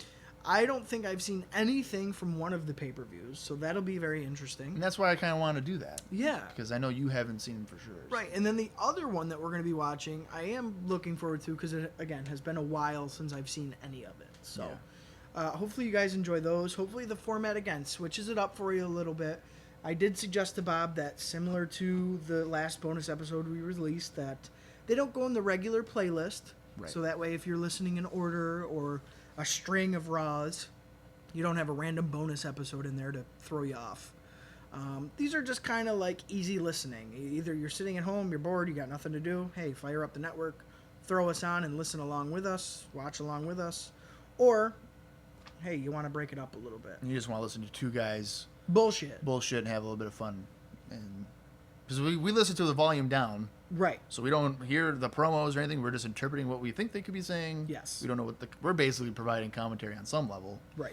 So that's pretty much. I'm looking forward to it.